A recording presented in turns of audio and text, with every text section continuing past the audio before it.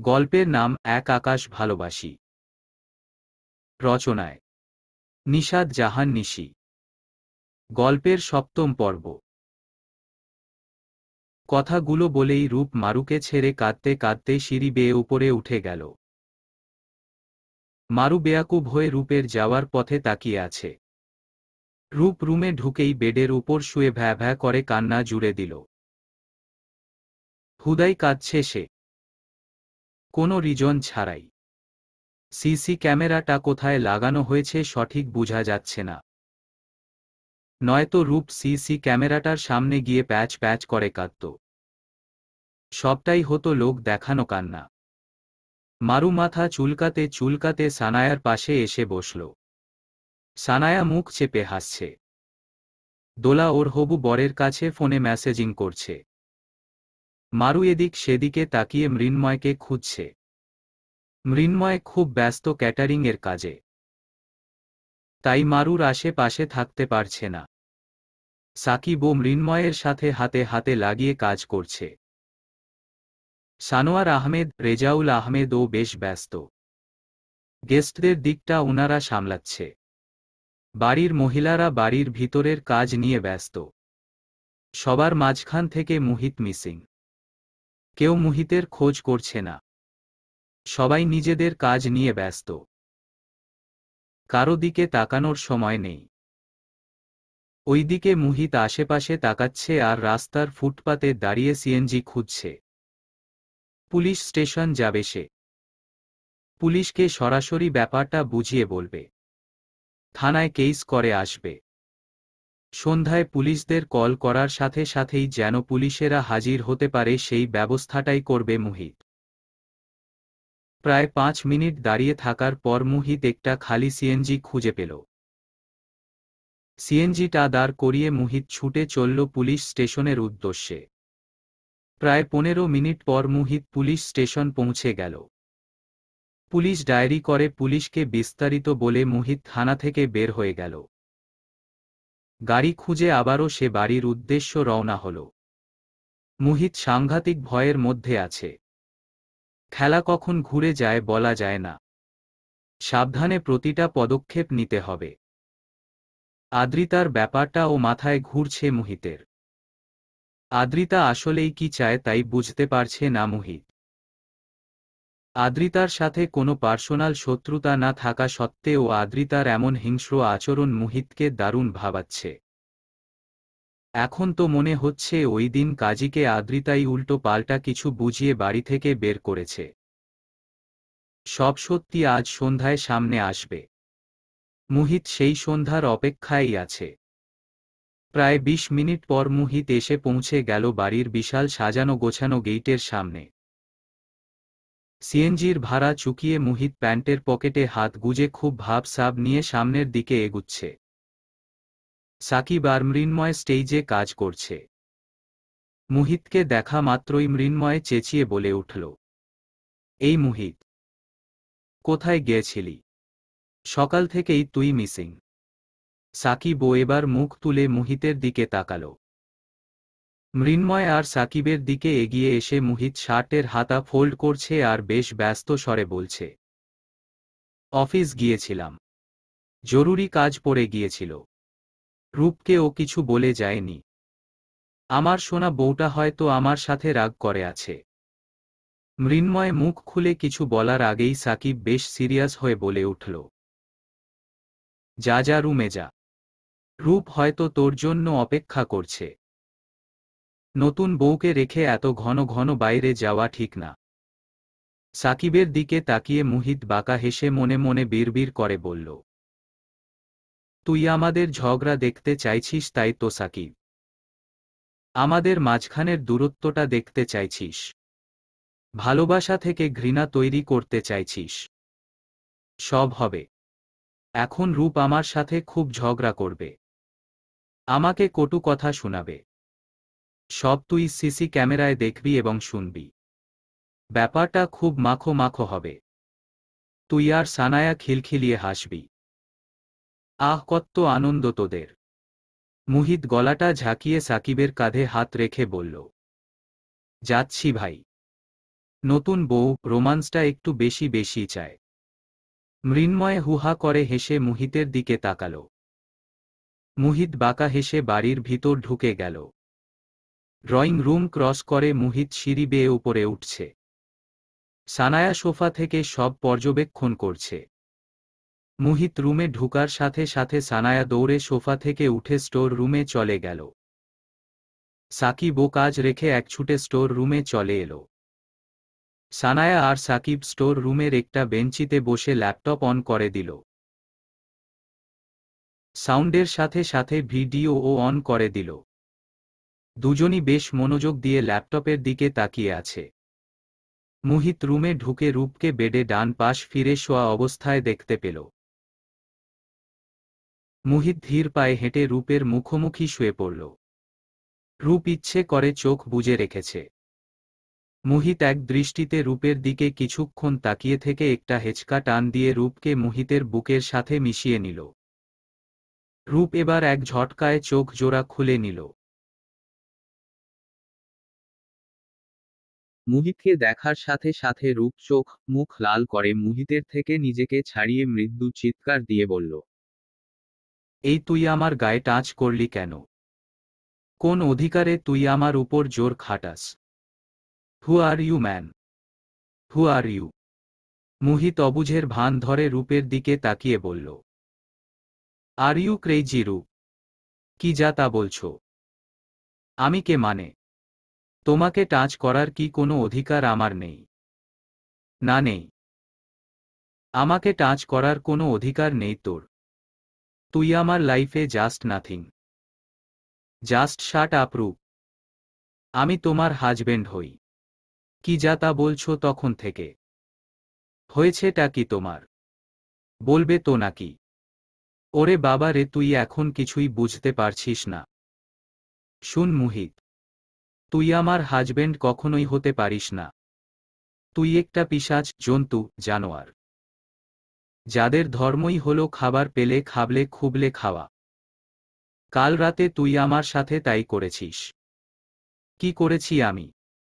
তোমার কথা আমি বুঝতে পারছি না রূপ। প্লিজ ক্লিয়ারলি বলো। ওহ আচ্ছা, এখন তুমি কিছুই জানো না তাই না? দুধের ধোয়া তুলসী পাতা। প্লিজ রূপ, ভনিতা না করে ক্লিয়ারলি বলো। রূপ এবার কাঁদতে কাঁদতে মুহিতের সামনে এগিয়ে এসে শাড়ির আঁচলটা খুলে পুরো শরীরের আঁচড়ের দাগগুলো মুহিতকে দেখিয়ে বলল, দেখ দেখ, কাল রাতে তুই আমার সাথে কি করেছিস। আমাকে খাবলে খুবলে খেয়েছিস। শান্তি হয়েছিস তো? আশা করি তোর খিদে মিটে গেছে। তোর প্রতি আমার সব আস্থা উঠে গেছে। বিশ্বাস উঠে গেছে। ভালোবাসাও মরে গেছে। কিছু বাকি নেই আমাদের মাঝে আর। তোর হিংস্র রূপ কাল আমি দেখেছি। ঘৃণা হচ্ছে তোর উপর। প্রচণ্ড ঘৃণা হচ্ছে। আমি তোর থেকে মুক্তি চাই। প্লিজ আমাকে মুক্ত করে দে। মুহিত বসা থেকে উঠে বেশ কাতর হয়ে বলল, বিশ্বাস করো রূপ, কাল রাতের কোনো কথাই আমার মনে নেই। তোমার সাথে কি করেছি না করেছি কিছুই আমার মাথায় নেই। আমি সুস্থ মস্তিষ্কে তোমার সাথে এসব করিনি রূপ। হয়তো আমাদের দুজনেরই কোথাও ভুল হচ্ছে। প্লিজ রূপ, আমাকে বিশ্বাস করো। তোমার মুহিত কখনো তোমার সাথে অন্যায় করতে পারে না। আমার ভালোবাসা এতটা ঠুনকো না রূপ। আমি তোকে বিশ্বাস করি না। সব বিশ্বাস মরে গেছে। কাল রাতেই তুই প্রমাণ করে দিয়েছিস তুই আমাকে ঠিক কতটা ভালোবাসিস। তোর চোখে আমার জন্য কোনো ভালোবাসা ছিল না। পুরোটাই ছিল লোভ। লোভের বশে তুই আমাকে বিয়ে করেছিস। আমার সব জানা হয়ে গেছে। এমনকি বোঝাও হয়ে গেছে। কান খুলে শুনে রাখো মুহিত, আমি তোকে ঘৃণা করি। ভালোবাসা কাল রাতেই মরে গেছে। বিশ্বাসও পুরো দমে উঠে গেছে। তোর প্রতি আমার আর কিছুই বাকি রইল না। খুব শীঘ্রই আমরা আলাদা হয়ে যাব। আমি আবারও হোস্টেলে ফিরে যাব। কথাগুলো বলেই কাঁদতে কাঁদতে রূপ রুম থেকে বের হয়ে গেল। মুহিত মাথায় হাত দিয়ে ধপ করে বিছানায় বসে পড়ল। মুহিতকে দেখে মনে হচ্ছে পৃথিবীর সবচেয়ে হতাশ ব্যক্তিটা সেই। কেমন জনাজীর্ণ হয়ে বসে আছে সে। অভিনয়টা ঠিকঠাক ভাবে করতে পারল কিনা তা নিয়েই হতাশায় ভুগছে মুহিত। সানায়া আর সাকিব ল্যাপটপটা অফ করে অট্ট হাসিতে ফেটে পড়ল। সাকিব ডেবিল স্মাইল দিয়ে বলল, বাহ, খেলা বেশ জমে গেছে। এবার শুধু রূপের লাইফে আমার এন্ট্রি নেওয়ার পালা। ভাবতে পারিনি এত তাড়াতাড়ি ওদের মধ্যে ভাঙ্গন ধরে যাবে।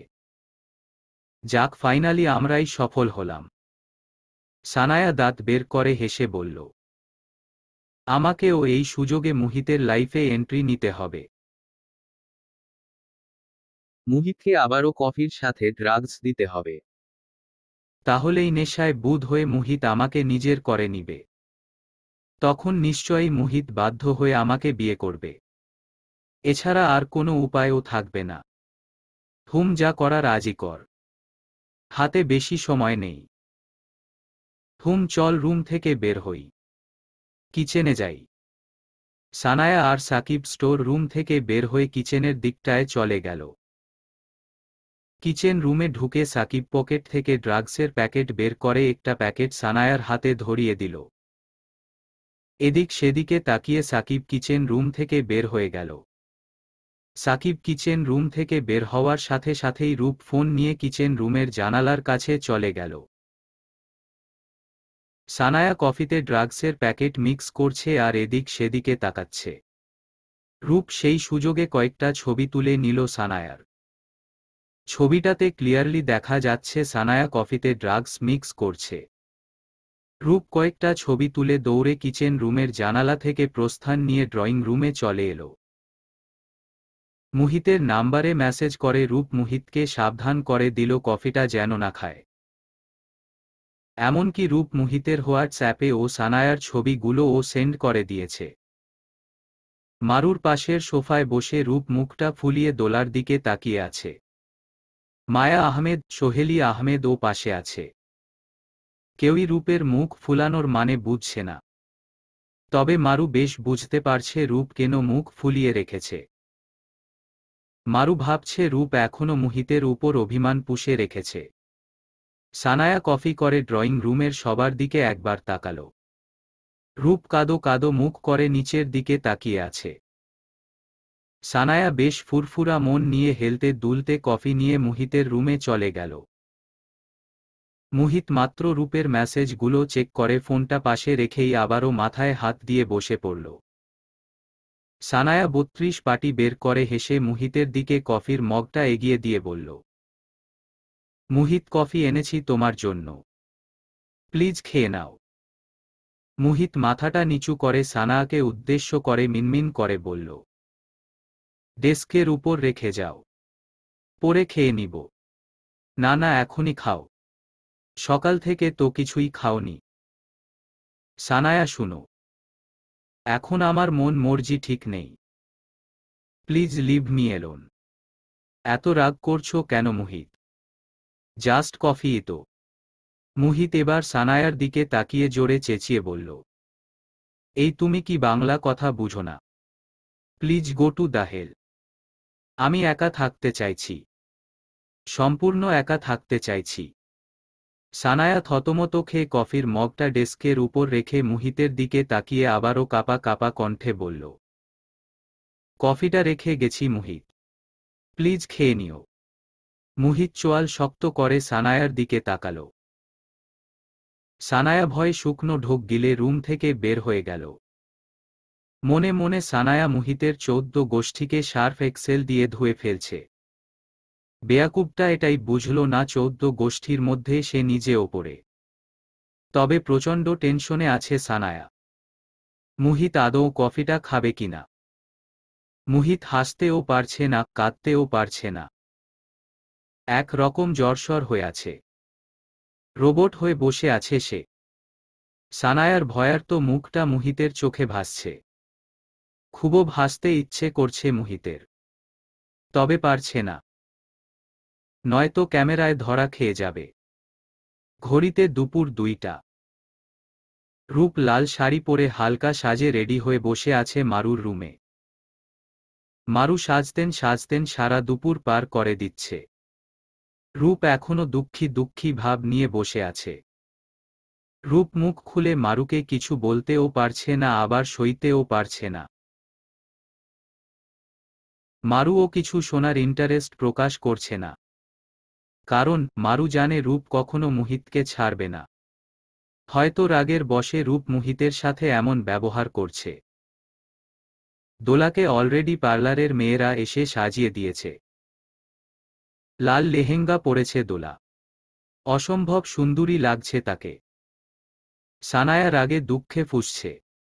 লাল রং শাড়িটা ওর মুখের সাথে মিলে গেছে। মুহিত ওর চোখের সামনে দিয়ে হাসছে, কথা বলছে, পুরো সুস্থ অবস্থায় ঘুরছে। নেশার কোনো প্রতিক্রিয়া দেখা যাচ্ছে না। সানায়া বেশ বুঝতে পেরেছে মুহিত কফিটা খায়নি, যদিও কাজের চাপে ওর স্টোর রুমে যাওয়া হয়নি। তবুও সে আন্দাজ করে নিয়েছে মুহিত তাকে ছক্কা মেরেছে। সাকিব এদিক সেদিকে তাকিয়ে রূপকে খুঁজছে। রূপকে দেখার জন্য ওর মনটা আনচান আনচান করছে। মুহিত ওইদিকে সাকিবকে দেখে রাগে ফুঁসছে। সাকিবের প্রতীক্ষা মুহিত বুঝতে পারছে। মুহিত পারছে না এখনই সাকিবকে কেলিয়ে দাঁত মুখ ফাটিয়ে দিতে, কিন্তু দোলার জন্য থেমে যাচ্ছে। মৃন্ময় গেইটের সামনে দাঁড়িয়ে বরযাত্রীর জন্য অপেক্ষা করছে। ঘড়িতে দুপুর ৩টা। বরযাত্রী চলে এসেছে। বাড়ির সব ছেলে পুরুষরা বরযাত্রীকে আদর আপ্যায়নে ব্যস্ত। খাওয়া দাওয়ার পর্ব শেষে বিয়ে পড়ানো হবে। রূপ, মারু আর সানায়া মিলে দোলাকে স্টেজে নিয়ে এলো। দোলাকে দেখে লিয়েনের চোখ ধাঁধিয়ে এলো। এক দৃষ্টিতে লিয়েন দোলার দিকে তাকিয়ে আছে। দোলা লজ্জায় মাথা নিচু করে রেখেছে, চোখ তুলে সামনে তাকাতে পারছে না। দোলাকে স্টেজে বসানোর পর খাওয়া দাওয়ার প্রোগ্রাম শুরু হলো। দুই পরিবারের সবাই একসাথে খেতে বসল, তবে রূপ আর মুহিত ছাড়া। দুজন এই বাহানা ওই বাহানা দিয়ে খাওয়ার ব্যাপারটা চেপে গেল। তবে মারু কয়েকটা লোকমা ধরে রূপকে খাইয়ে দিল। রূপ কিছুটা বাধ্য হয়ে খাবারটা খেয়ে নিল। মুহিত যত বারই রূপের ওর দিকে তাকায়, রূপ ততবারই মুখটা ঘুরিয়ে নিচ্ছে। ওদের এসব রাগ অভিমান দেখে সাকিব আর সানায়া খুব মজা পাচ্ছে। প্রায় 2 ঘন্টা পর ঘড়িতে বিকেল 5টা। দোলার বিয়ে পড়ানো হয়ে গেছে। অলরেডি দোলার বিদায়ও হয়ে গেছে। পুরো বাড়িটা থমথমে হয়ে আছে। কারো মুখে হাসি নেই, সবাই কান্না কান্না ভাব নিয়ে আছে। বিদায়ের সময় দোলাও খুব কেঁদেছে। কাঁদতে কাঁদতে সেন্সলেসও হয়ে গেছে। দোলার সাথে বাড়ির বাকিরাও কেঁদেছে। বেশি কেঁদেছে মায়া আহমেদ। মৃন্ময়ও বেশ আপসেট ছিল, তবে কাউকে বুঝায়নি। হাসি মুখে দোলাকে বিদায় দিয়েছে। ঘড়িতে সন্ধ্যা 7টা। মুহিত আর মৃন্ময় ডেকোরেটিং এর লোকদের বকেয়া টাকা পরিশোধ করছে, সাথে ক্যাটারিং এর লোকদেরও। বাড়ির গেস্টরা মায়া আহমেদকে সান্ত্বনা দিচ্ছে। উনি কেবল কেঁদেই যাচ্ছে। মারু সবাইকে চা নাস্তা দিচ্ছে। সানায়া এলোমেলো ড্রয়িং রুমটাকে গুছাচ্ছে। এর মাঝে রূপকে কোথাও দেখা যাচ্ছে না। কারোর রূপের প্রতি খেয়ালই নেই। প্রায় অনেকক্ষণ ধরেই রূপকে দেখা যাচ্ছে না। 10 মিনিট পর মুহিত আর মৃন্ময় সবার বকেয়া টাকা পরিশোধ করে বাড়ির ড্রয়িং রুমে প্রবেশ করল। রূপকে ড্রয়িং রুমের কোথাও দেখতে না পেয়ে মুহিত বেশ ভয় পেয়ে গেল। এক দৌড়ে মুহিত উপর তলায় উঠে ওদের রুমে চলে গেল। রুমটা পুরো ফাঁকা। রূপকে কোথাও দেখা যাচ্ছে না। মুহিত কয়েকটা শুকনো ঢোক গিলে হন্য হয়ে পুরো বাড়ি চুষে ফেলল। বাট কোথাও রূপকে দেখা যাচ্ছে না। মুহিত এবার দৌড়ে বাড়ির ছাদে চলে গেল। ছাদে ও রূপকে দেখা গেল না। মুহিত এবার ছাদের চিলিকোঠার রুমে গিয়ে দেখল সাকিব রূপের হাত পা বেঁধে রূপকে বেহুশ অবস্থায় ফ্লোরে শুইয়ে রেখেছে। পাশেই সাকিব হাঁটু গুজে বসে আছে। রূপের দিকে ঘোর লাগা দৃষ্টিতে তাকিয়ে আছে। সাকিব একটু নিচু হয়ে যেই না রূপের কপালে চুমো খেতে যাবে অমনি মুহিত দৌড়ে এসে পিছন থেকে সাকিবকে দিল এক লাথি। সাথে সাথে সাকিব রূপের বিপরীত পাশে উল্টে পড়ল। মুহিত পাঞ্জাবির পকেট থেকে ফোনটা বের করে ফোনে কারো নাম্বারে মেসেজ করে আবারও চোয়াল শক্ত করে সাকিবের দিকে তাকাল। সাকিবের কলার ধরে মুহিত সাকিবকে এলোপাথারি কিল ঘুষি মারতে মারতে সাকিবকে নিয়ে বাড়ির ড্রয়িং রুমে চলে গেল। মুহিত কোনো টু শব্দ করছে না, শুধু রাগে গিজগিজ করছে আর সাকিবকে এলোপাথারি মেরে যাচ্ছে। সাকিবকে ব্যথায় যন্ত্রণায় আত্মচিৎকার করছে। ড্রয়িং রুমের উপস্থিত সবাই দৌড়ে এসে মৃহিত আর সাকিবের মুখোমুখি দাঁড়াল। মুহিত চিৎকার করে মারুকে উদ্দেশ্য করে বলল, ভাবি প্লিজ রূপকে চিল কোঠার রুম থেকে নিয়ে আসুন। রূপ সেন্সলেস হয়ে পড়ে আছে, ওর হুঁশ ফিরান, ডক্টর ডাকুন। মারু পেরেশান হয়ে দৌড়ে চিলি কোঠার রুমে চলে গেল। রূপের হাত পায়ের বাঁধন খুলে মারু রূপকে ধরাধরি করে রুমে নিয়ে শুইয়ে দিল। সানায়া সোফার কুশন ধরে দাঁড়িয়ে আছে, ভয় কাঁপছে সে। সাকিব আচমকা এমনভাবে ধরা পড়ে যাবে সানায়া বুঝতে পারেনি। সোহেলি আহমেদ, মায়া আহমেদ, রেজাউল আহমেদ আর সানোয়ার আহমেদ হাজার চেষ্টা করে ও সাকিবকে মুহিতের হাত থেকে ছাড়াতে পারছে না। মৃন্ময় সাকিবকে বাঁচানোর কোনো রকম চেষ্টা করছে না, সে জানে নিশ্চয়ই সাকিব কোনো অন্যায় করেছে। সানোয়ার আহমেদ চেঁচিয়ে মুহিতকে উদ্দেশ্য করে বলল, মুহিত প্লিজ সাকিবকে ছাড়ো। বেশি বাড়াবাড়ি করছো তুমি। মুহিত চোখ লাল করে সানোয়ার আহমেদের দিকে তাকিয়ে বলল, আমি কোনো বাড়াবাড়ি করছি না আব্বু। সাকিব ভাই আমার রূপের সাথে জবরদস্তি করছিল। আমি যদি যথা সময়ে না পৌঁছাতাম তাহলে এই ছেলেটা আমার রূপের সর্বনাশ করে দিত। তাছাড়া এই সাকিব একটা নেশাখোর, ড্রাগস নেয় সে। আমাকে ও সুপের সাথে ড্রাগস খাইয়ে দিয়েছে, এর যথেষ্ট প্রমাণ আছে আমার কাছে। পুলিশ এলেই একটু পর সব প্রমাণ পাবে। সাকিবের নাক মুখ দিয়ে রক্ত গড়িয়ে পড়ছে। কাপা কাপা কণ্ঠে সাকিব বলল, না চাচ্ছু, আমি কিছু করিনি। মুহিত পার্সোনাল শত্রুতার জেরে আমার নামে মিথ্যা অপবাদ দিচ্ছে। মুহিত রাগে সাকিবের গলা চেপে ধরে বলল, ধরা খাওয়ার পরে ও মিথ্যে বলছিস? কিভাবে পারিস তুই এতটা নিচে নামতে? এই তোর কি বিবেক নামক বস্তুটাও নেই? সাকিব নিঃশ্বাস নিতে পারছে না, দম বন্ধ হয়ে আসছে। সাকিবের মুখ থেকে বাজে একটা গন্ধ আসছে, গন্ধটা মুহিতের নাকে ঢুকছে। মুহিত বেশ বুঝতে পেরেছে সাকিব ড্রাগস নিয়েছে। ড্রাগসের নেশায় বুঁদ হয়েই সে রূপের সাথে জবরদস্তি করতে চেয়েছিল। সোহেলি আহমেদ কাঁদতে কাঁদতে বেহুশ হয়ে যাচ্ছে। রেজাউল আহমেদ কেবল সানেয়ার আহমেদকেই ধমকাচ্ছে, কেন উনি মুহিতকে কিছু বলছে না, মুহিতকে থামাচ্ছে না। মুহিত সাকিবকে টানতে টানতে রেজাউল আহমেদের দিকে এগিয়ে নিয়ে জোরে চেঁচিয়ে রেজাউল আহমেদকে উদ্দেশ্য করে বলল, চাচ্ছু তুমি ওর মুখের গন্ধটা একটু শুকো, তাহলেই বুঝতে পারবে তোমার ছেলে যে ড্রাগস নেয়। ড্রাগসের উটকো গন্ধ আসছে, এইমায় ড্রাগস নিয়েছে সে। সাকিবকে দেখেই রেজাউল আহমেদ আন্দাজ করতে পেরেছে উনার ছেলে যে ড্রাগস নিয়েছে। তাই উনি ব্যাপারটাকে ধামা চাপা দেওয়ার জন্য সানোয়ার আহমেদকে উদ্দেশ্য করে চেঁচিয়ে বলল, ভাই, তোর ছেলেকে বল ব্যাপারটা নিয়ে জল ঘোলা না করতে, চার দেয়ালের মাঝেই ব্যাপারটাকে সীমাবদ্ধ রাখতে। পুলিশের কানে যেন রিপোর্টটা না যায়, এতে আমাদের পরিবারেরই দুর্নাম হবে। আমার ছেলেকে আমি উপযুক্ত শাস্তি দিব, দরকার হলে দেশের বাইরে পাঠিয়ে দেব। এরপরে ও যেন কথাটা পাঁচ কান না হয়।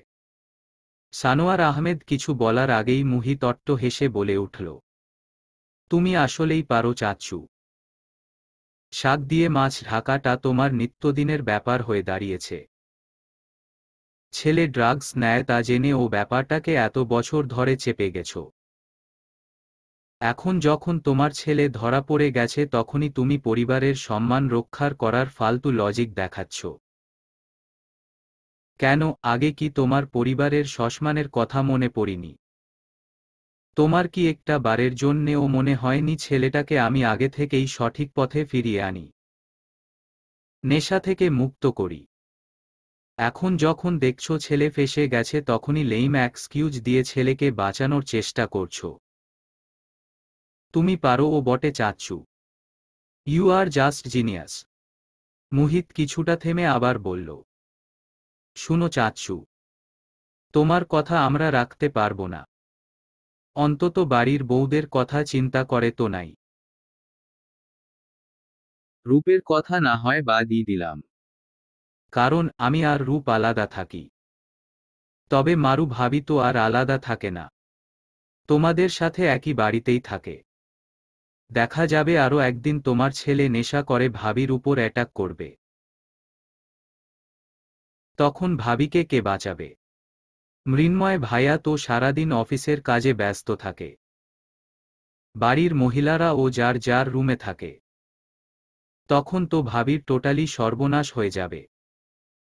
সবার সুবিধার্থে আমি চাইছি সাকিবকে পুলিশে দিতে। মুহিত এবার সানায়ার দিকে তাকিয়ে বলল, সাথে সাকিবের সহযোদ্ধা প্রাণপ্রিয় ছোট বোন সানায়াকেও। দুজনই প্ল্যান করে রূপ আর আমাকে আলাদা করতে চেয়েছিল। আমাদের রুমে সিসি ক্যামেরা ফিট করেছে। আমাকে সুপের সাথে ড্রাগস মিশিয়ে রূপের সাথে উল্টো পাল্টা করতে বাধ্য করেছে। রূপের মনে আমার জন্য ঘৃণা তৈরি করতে চেয়েছিল। আজ সকালে ও সানায়া কফির সাথে ড্রাগস মিশিয়েছিল আমাকে খাওয়াবে বলে। রূপ ওই মুহূর্তের ছবি তুলে নিয়েছে। প্রমাণও আমার কাছে আছে। পুলিশ কিছুক্ষণের মধ্যেই চলে আসবে। আই হোপ সাকিবের রুমে ড্রাগস পাওয়া যাবে। পুলিশ সার্চ ওয়ারেন্ট নিয়েই আসবে। আমি আটঘাট বেঁধে খেলতে নেমেছি। সাকিবের আর সানায়ার বিরুদ্ধে লড়ার যথেষ্ট প্রমাণ আছে আমার। মুহিতের কথা শুনে সানায়া ভয় কাঁপছে। ঘেমে নিয়ে একাকার হয়ে গেছে সে। তবে সাকিবকে দেখে মনে হচ্ছে না সে ভয় পাচ্ছে। দিব্যি মুহিতের দিকে এক দৃষ্টিতে তাকিয়ে আছে সে। মায়া আহমেদ আচমকাই তেরে এসে মুহিতের গালে ঠাস করে এক চর বসিয়ে বলল, তোমার সাহস কিন্তু দিন দিন বাড়ছে মুহিত। ভুলে যেও না আমাদের দয়ায় তুমি বেঁচে আছো। যার নুন খেয়েছ তার গুণ গাইতে হবে। আর তুমি কিনা তাদের বিরুদ্ধেই আঙ্গুল তুলছ। গলা উঁচু করে বলছ পুলিশ ডাকবে, সাকিব আর সানায়াকে ধরিয়ে দিবে। মুহিত মাথা নিচু করে দাঁড়িয়ে আছে। মায়া আহমেদের কথাগুলো ওর খুব লেগেছে। চোখে জল জমে গেছে। মাথা তুলে তাকাতে পারছে না সে। মৃন্ময় তেরে এসে মায়া আহমেদকে উদ্দেশ্য করে চেঁচিয়ে বলল, তুমি খুব জঘন্য মা। তোমার মনে কোনো মায়া, দরদ, ভালোবাসা নেই। তুমি যথেষ্ট স্বার্থপর এবং খুব হিংসুটে। তুমি আমার ভাইকে একদম দেখতে পারো না। ওর সব সিদ্ধান্তই তোমার কাছে বেকার মনে হয়। শুনো আম্মু, আমিও মুহিতের সাথে একমত। সাকিবকে পুলিশে দিতেই হবে। কারণ আমার বউও এই বাড়িতে সেফ না। আমি এত বড় রিস্ক নিয়ে বাড়ি থেকে বের হতে পারবো না। মায়া আহমেদ চোখ লাল করে মৃন্ময়ের দিকে তাকিয়ে আছে। সানোয়ার আহমেদ মুহিতের দিকে একবার তাকিয়ে শরীরের সমস্ত শক্তি দিয়ে মায়া আহমেদের গালে ঠাস করে এক চর বসিয়ে দিল। 5 আঙ্গুলের দাগ পড়ে গেছে উনার গালে। সানোয়ার আহমেদ জোরে চেঁচিয়ে মায়া আহমেদকে উদ্দেশ্য করে বলল, তুমি কোন সাহসে আমার ছেলের গায়ে হাত তুলো? আমার ছেলে ওর মায়ের অধিকারে বেঁচে আছে। ওর বাবার ছায়ায় বড় হয়েছে। ওর বাবার ইনকামের টাকায় খেয়েছে, পড়েছে, এতটুকু এসেছে। পুরো বাড়ি ওর নিজের। আমার এই পুরো সাম্রাজ্য আমার ছেলের। ওর নামে আমি সব লিখে দিয়ে যাব। তখন তোমার এত সব ঝুড়ি থাকবে তো? মায়া আহমেদ গালে হাত দিয়ে ছলছল চোখে সানোয়ার আহমেদের দিকে তাকিয়ে আছে। সোহেলি আহমেদ কান্না থামিয়ে সানোয়া আহমেদের দিকে তাকিয়ে আছে। সবাই খুব অবাক সানোয়ার আহমেদের কথায় এবং কাজে। উনার এমন উগ্র ভাব কেউ আশা করেনি। মুহিত মাথা তুলে এক দৃষ্টিতে সানোয়ার আহমেদের দিকে তাকিয়ে আছে। এর মাঝেই পুলিশ চলে এলো। সাকিবের পরিবার বেশ ভয় পেয়ে গেল। সোহেলি আহমেদ আবারও মরা কান্না জুড়ে দিল। সানোয়ার আহমেদ আর মৃন্ময় পুলিশের কাছে এগিয়ে গিয়ে বলল, স্যার আপনারা আমাদের পুরো বাড়িটা চেক করুন। যদি মুহিতের ইনফরমেশন সত্যি হয় তবে আপনারা আসল দোষীকে ধরে নিয়ে যাবেন। আমাদের কোনো আপত্তি নেই। পুলিশ মুহিতের দিকে একবার তাকিয়ে মৃন্ময়ের সাথে সানায়া এবং সাকিবের রুমটা সার্চ করতে চলে গেল। সার্চ করতে করতে প্রায় আধ ঘন্টা সময় লেগে গেল। শেষ পর্যন্ত সাকিবের রুমের আলমারিতে সাজানো এক জোড়া ক্যাটসের ভিতর প্রায় অনেকগুলো ড্রাগসের প্যাকেট পাওয়া গেল। সানায়ার রুমে কিছুই পাওয়া যায়নি। একই সাথে রূপ এবং মুহিতের রুম থেকে সিসি ক্যামেরাগুলো উদ্ধার করা হয়েছে। ক্যামেরায় ধারণকৃত সব ভিডিও এখন পুলিশের হেফাজতে। মুহিত সাকিবকে পুলিশের একটা কনস্টেবলের হাতে ধরিয়ে দিয়ে সাকিবের রুমে চলে এলো। মুহিতের ফোনে থাকা সানায়া ড্রাগস মেশানো ছবিগুলো মুহিত পুলিশকে দেখালো। সব প্রমাণ একত্রে হাতে নিয়ে পুলিশ নিচ তলায় নেমে এলো। সানায়া ভয়ে ভ্যা ভ্যা করে কেঁদেই দিল। সাকিব বাঁকা হেসে মুহিতের দিকে তাকিয়ে আছে। সাকিবের বাঁকা হাসির মানে মুহিত বুঝতে পারছে না। এত কিছুর পরে ও সাকিব কিভাবে এতটা শান্ত থাকতে পারছে মুহিতের বোধগম্য হচ্ছে না। এসবের মাঝে সবাই রূপ আর মারুর কথা ভুলেই গেছে। কেউ রূপ আর মারুর খবর নিচ্ছে না। পুলিশ সাকিবের কলার ধরে উপস্থিত সবাইকে উদ্দেশ্য করে বলল, মিস্টার মুহিতের ইনফরমেশন ঠিক ছিল। সত্যি সত্যি এই লোকটার রুমে ড্রাগস পাওয়া গেছে। এমনকি উনি অবৈধভাবে একজনের বেডরুমে সিসি ক্যামেরা ফিট করে রেখেছিল, যা সম্পূর্ণ আইন বিরুদ্ধ। উনার বোনও সমানভাবে দোষী। কফিতে ড্রাগস মেশানোর অপরাধে উনাকেও আমরা অ্যারেস্ট করব। এর উপযুক্ত প্রমাণও আমাদের কাছে আছে। সানায়া সোহেলি আহমেদকে ধরে কাঁদতে কাঁদতে সেন্সলেস হয়ে যাচ্ছে। সোহেলি আহমেদও খুব কাঁদছে। রেজাউল আহমেদ দৌড়ে এসে পুলিশকে বলল, দেখুন স্যার, এখানে যা হচ্ছে সব আমাদের পারিবারিক ব্যাপার। আপনারা প্লিজ নাক গলাতে আসবেন না। মুহিতের সাথে আমার ছেলের পার্সোনাল শত্রুতা আছে, যার কারণে মুহিত ইচ্ছে করে আমার ছেলে মেয়েকে ফাঁসাচ্ছে। মুহিত চোখ লাল করে রেজাউল আহমেদের দিকে তাকিয়ে আছে। পুলিশ বাঁকা হেসে কিছু বলার আগেই সাকিব অট্ট হেসে রেজাউল আহমেদকে উদ্দেশ্য করে বলল, আব্বু প্লিজ কুল। শান্ত হও তুমি। এত হাইপার হচ্ছ কেন? খেলা যেহেতু মুহিতকে দিয়ে শুরু হয়েছে, শেষটাও মুহিতকে দিয়েই হবে। আসল খেলা তো এখনো বাকি আছে। দেখতে দেখতে যাও কি হয়। কথাগুলো বলেই সাকিব পুলিশের দিকে তাকিয়ে বলল, স্যার, আমিও মুহিতের বিরুদ্ধে অভিযোগ করছি। মুহিতের বাড়িটা সার্চ করার জন্য রিকোয়েস্ট করছি। মুহিতও আমার মতোই ড্রাগসের সাথে জড়িত। আই এম সিউর ওর বাড়ি সার্চ করলে আপনি অনেক অনেক ড্রাগসের সন্ধান পাবেন। মুহিত বেয়াকুব হয়ে সাকিবের দিকে তাকিয়ে আছে, সাথে বাড়ির বাকিরাও। সানোয়ার আহমেদ চোখ লাল করে সাকিবের দিকে তাকিয়ে আছে। সাকিব বাঁকা হেসে মুহিতের দিকে তাকিয়ে বলল, কিরে চুপ করে আছিস কেন?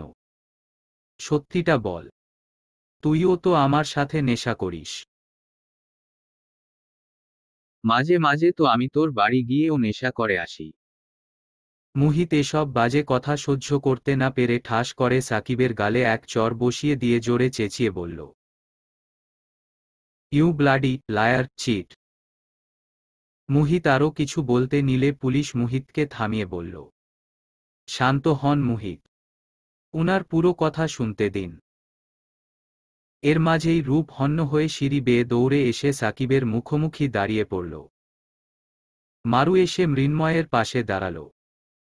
রূপ দাঁত গিজগিজ করে সাকিবের গালে জোরে এক চড় বসিয়ে বলল, ছি সাকিব ভাই ছি, তুমি এত নীচ আমার জানা ছিল না। ছোট্ট একটা পুচকি মেয়েকে তুমি আমাদের পিছনে লেলিয়ে দিলে, মেয়েটার জীবন নষ্ট করে দিলে, সাথে আমাদেরও ফাঁসাতে চাইলে। সাকিব গালে হাত দিয়ে থতমত খেয়ে রূপের দিকে তাকিয়ে বলল, এসব তুমি আবোল তাবোল কি বলছো? আমি কোন মেয়ের জীবন নষ্ট করলাম? তাছাড়া আমি কেন বেছে বেছে তোমাদেরই ফাঁসাতে যাব? রূপ আঙ্গুল উঠিয়ে খুব চেঁচিয়ে সাকিবের দিকে তাকিয়ে বলল, একটু পরেই আদ্রিতা আসবে, সাথে আন্টিও। তুমি আদ্রিতার জীবনটা নষ্ট করে দিয়েছ, সাথে সানায়া আপুও আছে। তোমরা দুজন আদ্রিতাকে আমাদের পিছনে লেলিয়ে দিয়েছ। তোমাদের নির্দেশেই আদ্রিতা আমাদের রুমে ড্রাগসের প্যাকেট রেখে এসেছে। মার্জানা আন্টি আদ্রিতাকে হাতে নাতে ধরে ফেলেছে। আদ্রিতা এখন নেশা করতে না পেরে পাগল হয়ে যাচ্ছে। কেন করলে এটা তুমি সাকিব ভাই? কেন কেন মেয়েটার জীবন নষ্ট করে দিলে? কথাগুলো বলেই রূপ মুহিতকে ঝাপটে ধরে কেঁদে কেঁদে বলল, জানো মুহিত, সোহেলি আন্টি একটু আগে কল করেছে। নেশার তাড়নায় আদ্রিতা কেমন করছে। শেষ পর্যন্ত টিকতে না পেরে আদ্রিতা আমাদের ফ্ল্যাটে ছুটে যায়। আন্টিও নিঃশব্দে আদ্রিতার পিছু পিছু আমাদের ফ্ল্যাটে চলে যায়। ফ্ল্যাটের নকল চাবি দিয়ে দরজা খুলে আদ্রিতা আমাদের বেডরুমে ঢুকে আলমারির ড্রয়ার থেকে ড্রাগসের প্যাকেট নিয়ে নেশা করা শুরু করে। আন্টি স্বয়ং চোখে সব দেখে ফেলে। আদ্রিতাকে মারধর করলে আদ্রিতা সব সত্যি বলে দেয়। আদ্রিতাই আমাদের অনুপস্থিতিতে আমাদের রুমে ঢুকে ড্রাগসের প্যাকেটগুলো আলমারিতে রেখে দেয়। সবটাই সাকিব ভাই আর সানায়া আপুর নির্দেশে। সাকিব ভাই আদ্রিতাকে প্রেমের জালে ফাঁসিয়ে আমাদের বিরুদ্ধে দাঁড় করিয়ে দেয়। ওই দিন সাকিব ভাইয়ের নির্দেশেই আদ্রিতা তোমার চায়ে ড্রাগস মেশায়। কাজী সাহেবকে ওই দিন আদ্রিতাই বাড়ি থেকে হুমকি দিয়ে বের করে দেয়। এতেও সাকিব ভাইয়ের হাত ছিল। এখন তো মনে হচ্ছে মারু আর মৃন্ময় ভাইয়ের বিয়ের কথাটা ও আদ্রিতাই লিক করেছে। কারণ ওই দিন আমি মারুকে আমার যা হিসেবে আদ্রিতার সাথে পরিচয় করে দিয়েছিলাম। মুহিত রূপকে বুক থেকে উঠিয়ে রূপের চোখের জলগুলো মুছে দিয়ে বলল, রূপ প্লিজ শান্ত হও। সোহেলি আন্টি সত্যি সত্যি আসছে তো? ব্যাপারটা এখানেই ক্লিয়ার হোক। একটু শান্তি চাই আমি। এত মানুষের এত এত প্যারা আমি নিতে পারছি না। এর মাঝেই আদ্রিতাকে নিয়ে সোহেলি চৌধুরী আর আমজাদ চৌধুরী হাজির। সোহেলি চৌধুরী কাঁদতে কাঁদতে চোখ ফুলিয়ে রেখেছে। আমজাদ চৌধুরীর মুখটা নেতিয়ে ছোট হয়ে গেছে। আদ্রিতা মাথাটা নিচু করে শান্ত হয়ে দাঁড়িয়ে আছে। সোহেলি চৌধুরী ধীর পায়ে হেঁটে মুহিতের মুখোমুখি দাঁড়িয়ে বলল, মুহিত বিশ্বাস করো আমার মেয়ে বুঝে শুনে কিছু করেনি। ওকে ফাঁসানো হয়েছে। বুঝতেই তো পারছো আমার মেয়েটার এখন আবেগের বয়স। তোমার ভাই আমার মেয়েকে প্রেমের জালে ফাঁসিয়ে তোমাদের ক্ষতি করতে চেয়েছিল। যারা যারা তোমাদের ক্ষতি করতে চেয়েছিল তাদের সবাইকে তুমি পুলিশে দাও। চাইলে আমার মেয়েকেও দাও। আমার কোনো অভিযোগ নেই। পাপ করলে তো পাপের সাজা পেতেই হবে। হোক সে আমার মেয়ে বা অন্য কেউ। কাউকেই ছাড় দেওয়া হবে না। সোহেলি চৌধুরীর প্রতি রূপ আর মুহিতের সম্মানটা যেন আরও দ্বিগুণ বেড়ে গেল। উনার সততা বরাবরই রূপ আর মুহিতকে মুগ্ধ করে। আদ্রিতা কাঁদতে কাঁদতে রূপের হাত দুটো চেপে ধরে বলল, আমাকে মাফ করে দিন ভাবি। সাকিবের কথায় আমি আপনাদের ক্ষতি করতে চেয়েছি। সাকিব বলেছে আমি যদি ওর হয়ে আপনাদের বিরুদ্ধে কাজ করি তবে সে আমাকে বিয়ে করবে। আসলে ভাবি আমি সাকিবকে ভালোবেসে ফেলেছিলাম। তাই আমি বাধ্য হয়েছিলাম ওর কথা শুনতে। ওর সাথে মিশে আমি ড্রাগসের প্রতিও আসক্ত হয়ে উঠেছি। আমি আবারও আমার সুস্থ, স্বাভাবিক জীবনে ফিরে যেতে চাই ভাবি। প্লিজ আমাকে হেল্প করুন। আমি এবার সম্পূর্ণ ভালো হয়ে যাব। আমাকে একটা বার সুযোগ দিন। রূপ আদ্রিতার হাত জোড়া শক্ত করে ধরে আদ্রিতার দিকে তাকিয়ে বলল, তোমার উপর আমাদের কোনো অভিযোগ নেই আদ্রিতা। আন্টি যেমন ভালো মনের মানুষ, তুমিও ঠিক তেমনটাই। হয়তো কিছুটা সময়ের জন্য বিগড়ে গিয়েছিলে। যাই হোক, আশা করি তুমি ঠকে বুঝেছ। নেক্সট টাইম এমন ভুল গুলি করবে না। না ভাবি, করব না। প্রমিস করছি। আমি খুব ভালো হয়ে যাব। জানেন ভাবি, সানায়া আপু আমাকে জোর করে ড্রাগস দিত। ওই দিন সানায়া আপু আর সাকিব মিলে আমাদের বাড়িতে গিয়েছিল। ওরা আমাকে জোর করে ড্রাগস দিয়ে এসেছে। এরপর থেকে আমি ড্রাগসের প্রতি আসক্ত হয়ে যাই। ওদের কথা মতো চলতে থাকি। ওই দিন কাজী সাহেবকে আমি মারধর করে বাড়ি থেকে বের করে দেই। কাজী সাহেবকে জানে মারার হুমকি দেই। সানায়া আপু আগে থেকেই আমাকে সব শিখিয়ে পড়িয়ে রেখেছিল। রূপ আদ্রিতাকে ছেড়ে সানায়ার মুখোমুখি দাঁড়াল। সানায়া এখনো কেঁদেই যাচ্ছে। নিজের পক্ষে কোনো সাফাই দিচ্ছে না। বেচারা বহুত ভয় পেয়ে গেছে। সোহেলি আহমেদ চোখ লাল করে রূপের দিকে তাকিয়ে আছে। রূপ দাঁত মুখ খিচে ঠাস করে সানায়ার গালে জোরে এক চর বসিয়ে দিল। সানায়া বেয়াকুয়ো হয়ে রূপের দিকে তাকিয়ে আছে। বাড়ি ভর্তি সবাই অবাক। মারু খুশিতে মৃন্ময়কে ঝাপটে ধরে দাঁত বের করে হাসছে। মারু পারছে না নিজে গিয়ে সানায়ার দু গালে দুটো ঠাস ঠাস করে 10 আঙ্গুল বসিয়ে দিয়ে আসতে। রূপ চেঁচিয়ে সানায়াকে উদ্দেশ্য করে বলল, তুমি এতটা জঘন্য আর নীচ আমার সত্যিই জানা ছিল না।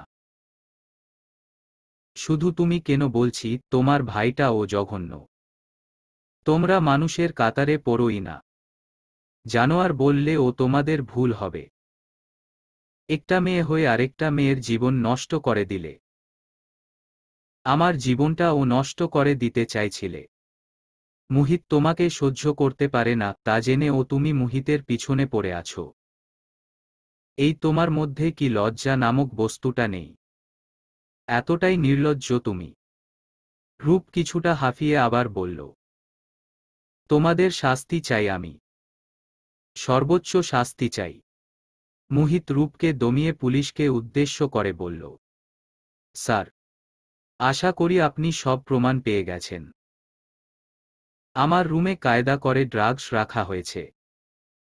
সবটাই আদ্রিতাকে দিয়ে সাকিব আর সানায়া করেছে আমাকে ফাঁসানোর জন্য। সব প্রমাণ আপনার হাতেই। এবার আপনিই জাজ করুন আপনি কি করবেন।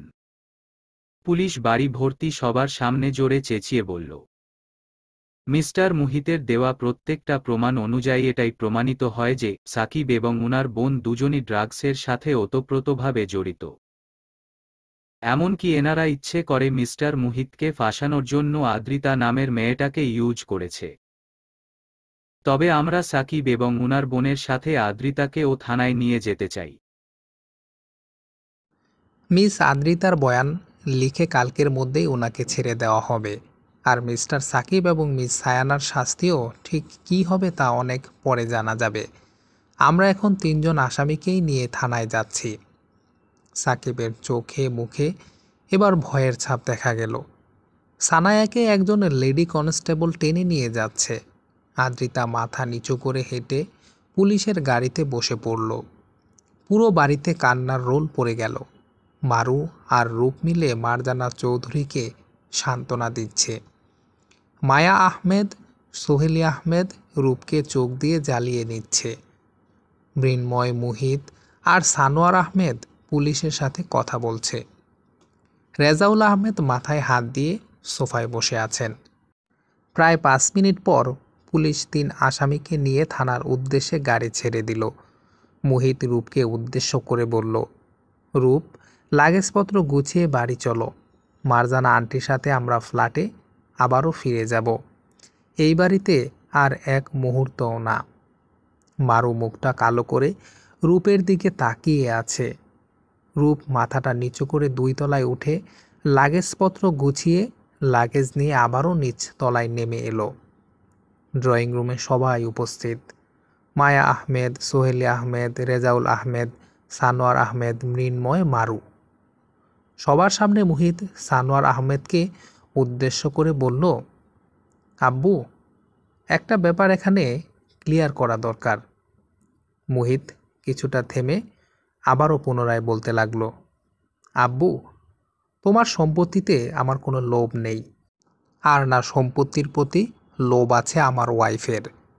আমরা দুজন দিব্যি ভালো আছি, খেয়ে পড়ে বেঁচে আছি। হয়তো আমাদের জীবনে কোনো বিলাসিতা নেই, হ্যাঁ, তবে এখন নেই, তো কখনো কোনো এক সময় হবে। কষ্ট এবং পরিশ্রমের দ্বারা আমি আমার ভাগ্যটাকে পরিবর্তন করব, ঠিক তোমার মতো। তুমি যেমন কষ্ট করে এই বিশাল অট্টালিকা তৈরি করেছ, আমিও ঠিক তেমন কষ্ট করেই অন্তত আমাদের মাথা গোঁজার ঠাঁইটুকু তৈরি করে নেব। সর্বোপরি আমি তোমাকে এটা বোঝাতে চাইছি যে তোমার সম্পত্তি আমার লাগবে না, কোনো ভাগই আমি চাই না তোমার কাছে। ছায়া হয়ে শুধু আমার পাশে থেকো, তাহলেই হবে। তুমি শুধু আমার পাশে থাকলেই আমি জোর পাবো, সাহস পাবো, নির্ভয়ে 2 কদম সামনে এগিয়ে যেতে পারবো। মুহিত চোখে জল নিয়ে আবারও বলল, আব্বু, আমি আর এই বাড়িতে ফিরতে চাই না। এই বাড়ির কেউ আমাকে চায়ও না, সবাই আমাকে তাচ্ছিল্যের চোখে দেখে।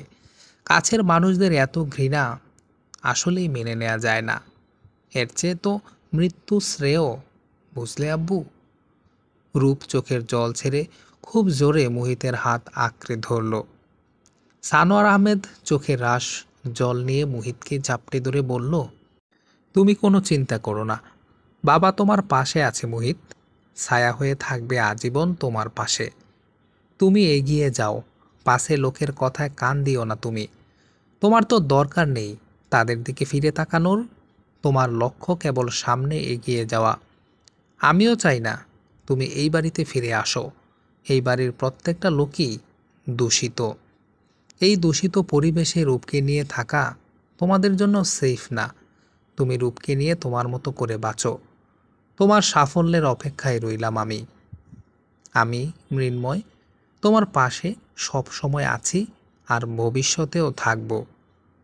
মৃন্ময়ও এসে মুহিতকে জাপটে ধরে চোখের জল ছেড়ে বলল, তুই চিন্তা করিস না মুহিত, আমি আর আব্বু সব সময় তোর পাশে আছি, থাকব।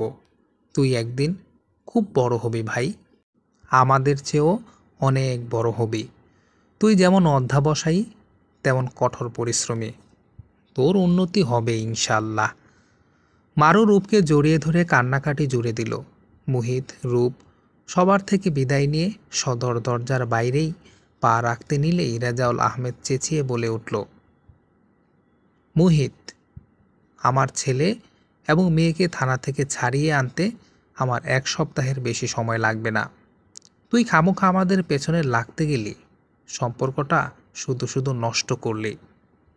চাচ্চু, টাকা থাকলে বাঘের চোখও মেলে, টাকার জোরে তুমি যা তা করতেই পারো, তবে মাঝখান থেকে তোমার সম্মানটা হারালো আর কি। আর রইল সম্পর্কের কথা, আমাদের সম্পর্ক কখনোই ভালো ছিল না, না কখনো হবে। মুহিত আর কোনো কথা বাড়ালো না, রূপকে নিয়ে সোজা গাড়িতে উঠে গেল।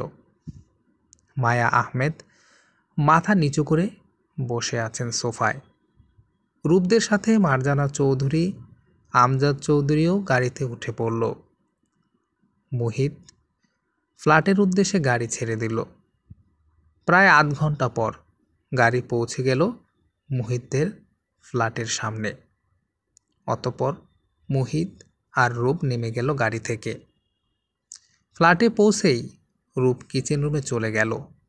সকাল থেকে কারোরই তেমন খাওয়া হয়নি, তাই এখনই রান্না বসাতে হবে।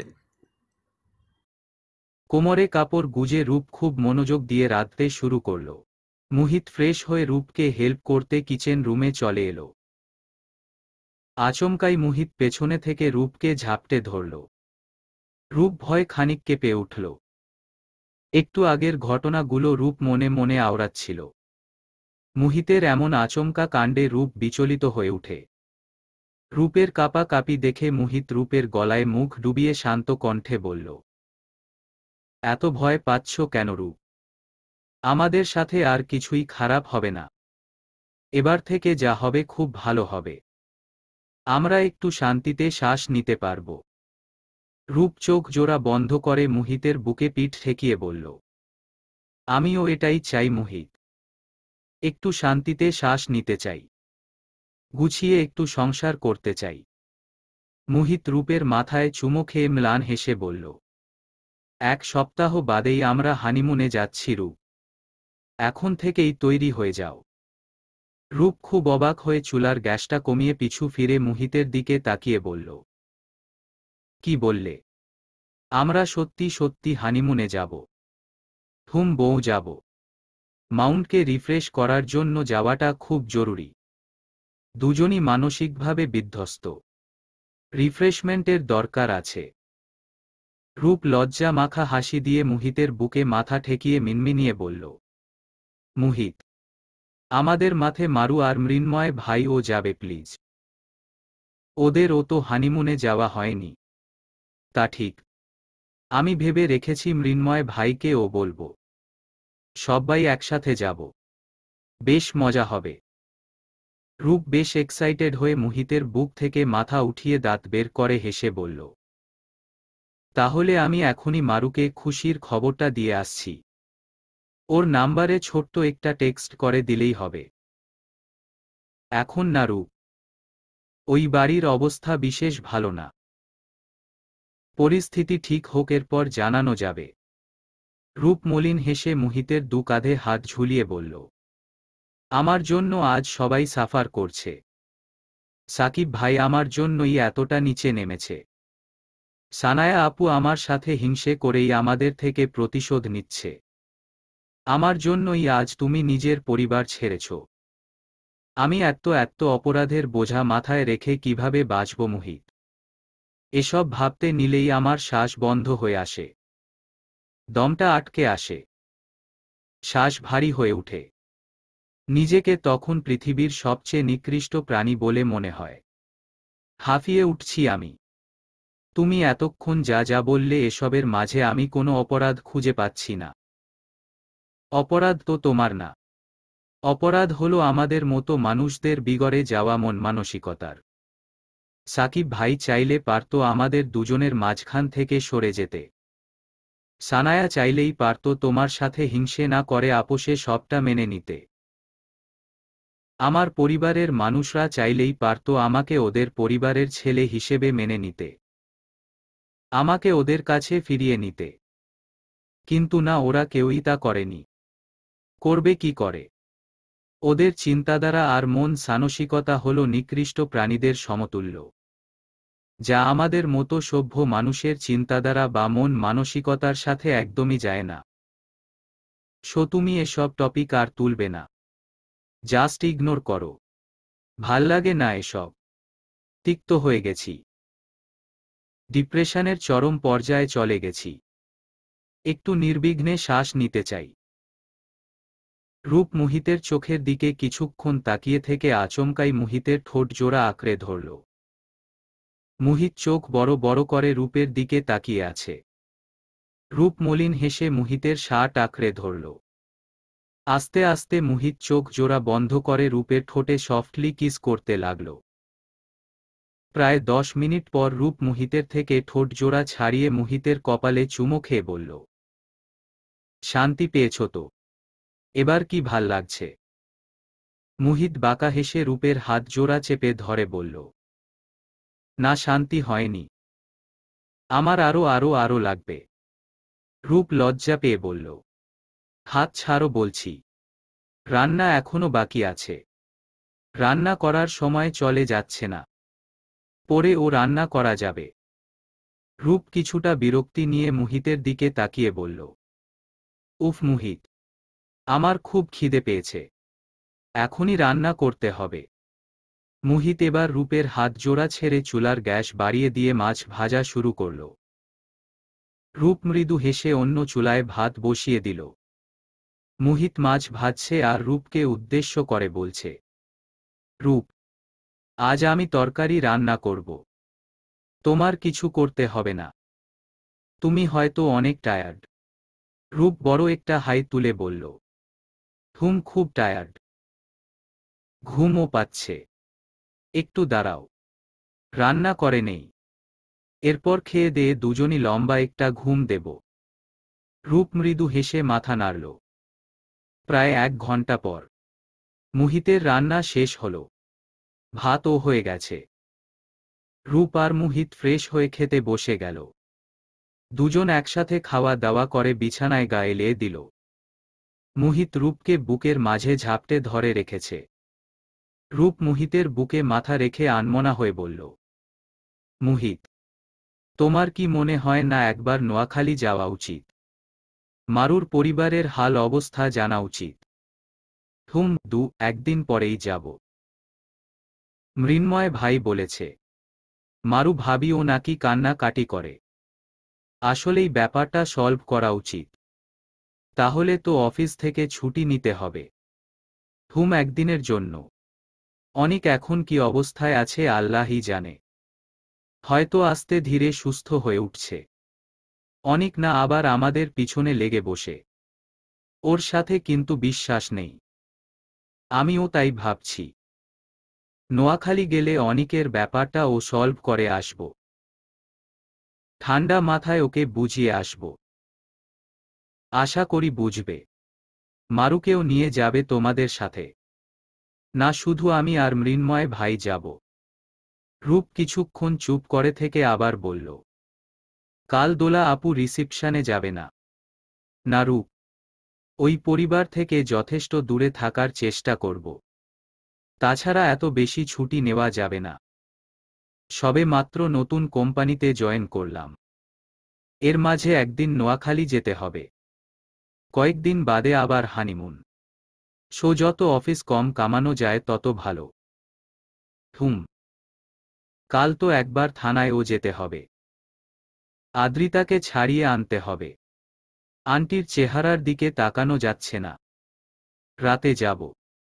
আমি রিস্ক নিয়ে আদ্রিতাকে ছাড়িয়ে আনব। সাকিব ভাইরা ও খুব সহজে ছাড়া পেয়ে যাবে। আঙ্কেল ঠিক ছাড়িয়ে আনবে। আশা করি এবারের চোটে সাকিব ঠিক হয়ে যাবে। আর যদি ও ঠিক না হয় তো এবার ওকে জানেই মেরে ফেলব। ছি মুহিত, এসব কথা আর মুখে ও আনবে না। আমরা ওর থেকে সাবধানে থাকব তাহলেই হবে। অনেক হয়েছে। এবার ঘুমাও। না ঘুমাবো না। ঘুম আসছে না। মুহিত রূপের কানের লতিতে আস্তে একটা বাইট দিয়ে বলল, ঘুম আসছে না নাকি অন্য কিছু চাইছ? রূপ লজ্জা পেয়ে বলল, বুঝোই যেহেতু তাহলে আবার জিজ্ঞেস করছো কেন? মুহিত বাঁকা হেসে এক ঝটকায় রূপকে বিছানায় শুইয়ে দিল। রূপ ঘোর লাগা দৃষ্টিতে মুহিতের দিকে তাকিয়ে আছে। মুহিত একটু একটু করে রূপের ঠোঁটের দিকে এগিয়ে আসছে। রূপ লজ্জায় উল্টো দিকে মুখ ফেরাতে নিলেই মুহিত তাড়াহুড়ো করে রূপের ঠোঁট জোড়া আঁকড়ে ধরল। রূপ পরম আবেশে চোখ জোড়া বন্ধ করে মুহিতের পিছনের চুল আঁকড়ে ধরল।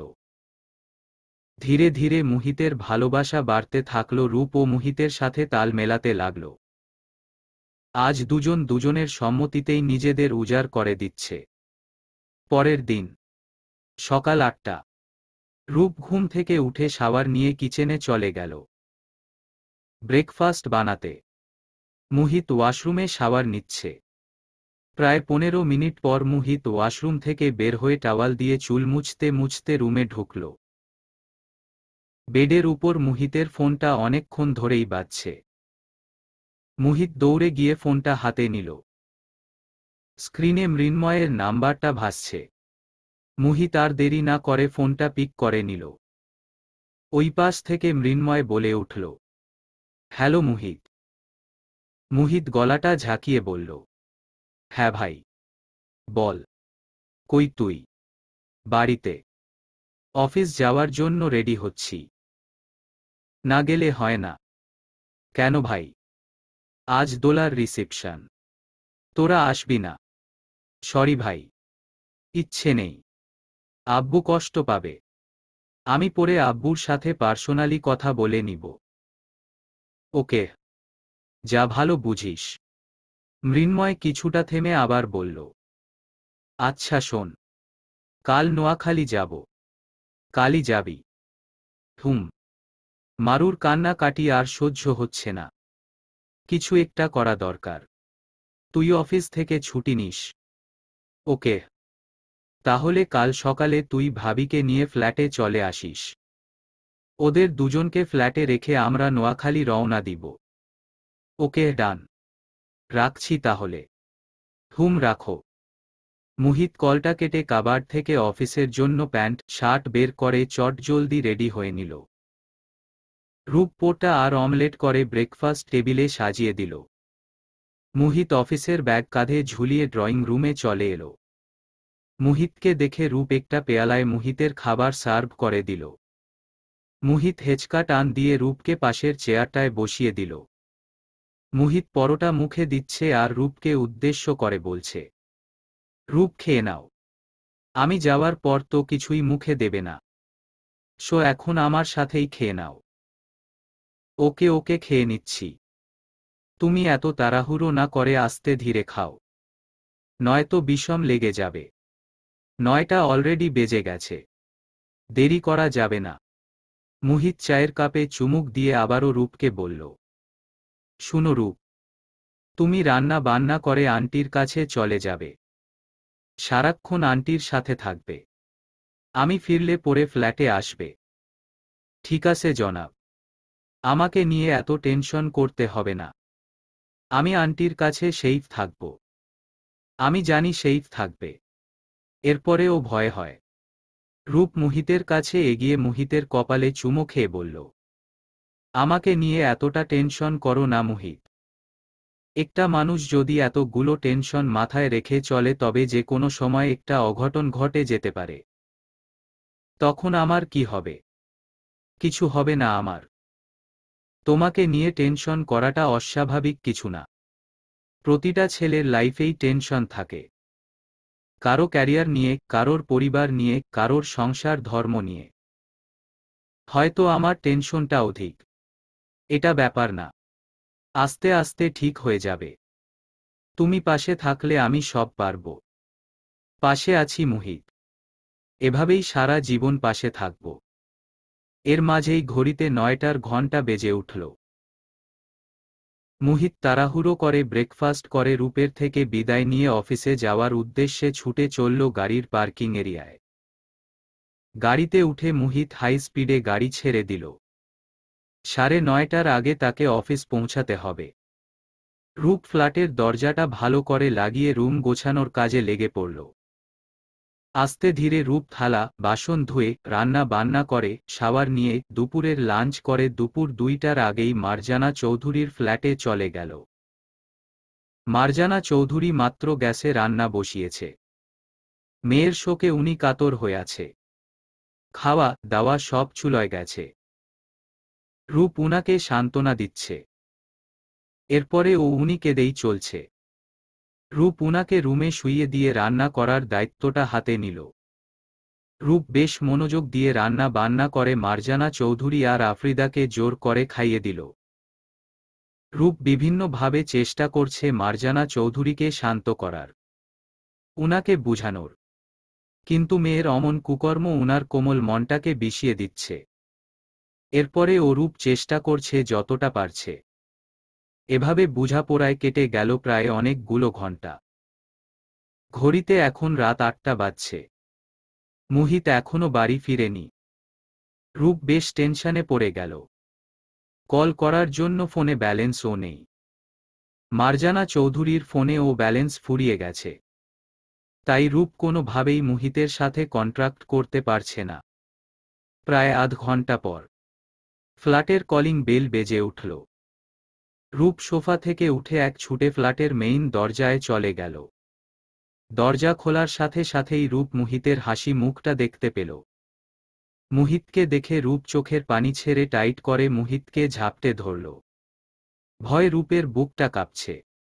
মুহিত বেশ বুঝতে পেরেছে রূপ খুব ভয় পেয়েছে। মুহিত মৃদু হেসে রূপকে বুক থেকে উঠিয়ে রূপের চোখের জলগুলো মুছে দিয়ে বলল, সরি রূপ, অনেকটা দেরি হয়ে গেল। আসলে আদ্রিতাকে নিয়ে একেবারে বাড়ি ফিরলাম। পুলিশ আদ্রিতার বয়ান নিয়ে আদ্রিতাকে ছাড়ল। আমিও ওর পক্ষে সাইন করে ওকে ছাড়িয়ে নিয়ে আসলাম। রূপ কাঁপা কাঁপা কণ্ঠে বলল, আদ্রিতা কোথায়? গাড়িতে বসে আছে। আন্টির ভয়ে রুমে ঢুকতে চাইছে না। আন্টি নাকি ওকে কেলাবে। রূপ অট্ট হেসে দৌড়ে বাড়ির পার্কিং এরিয়ায় চলে গেল। আদ্রিতা গাড়িতে ঘাপটি মেরে বসে আছে। রূপ গাড়ির দরজা খুলে আদ্রিতার দিকে তাকিয়ে বলল, এই তুমি এখানে বসে আছো কেন? আদ্রিতা ভয়ে জ্বরসর হয়ে আছে। কাদো কাদো কণ্ঠে আদ্রিতা রূপের দিকে তাকিয়ে বলল, ভাবি, আমি এখানেই বসে থাকব। রুমে গেলে আম্মু আমাকে মারবে। কিচ্ছু করবে না। ভাবি, আছি তো। ঠিক তোমাকে বাঁচিয়ে নিব।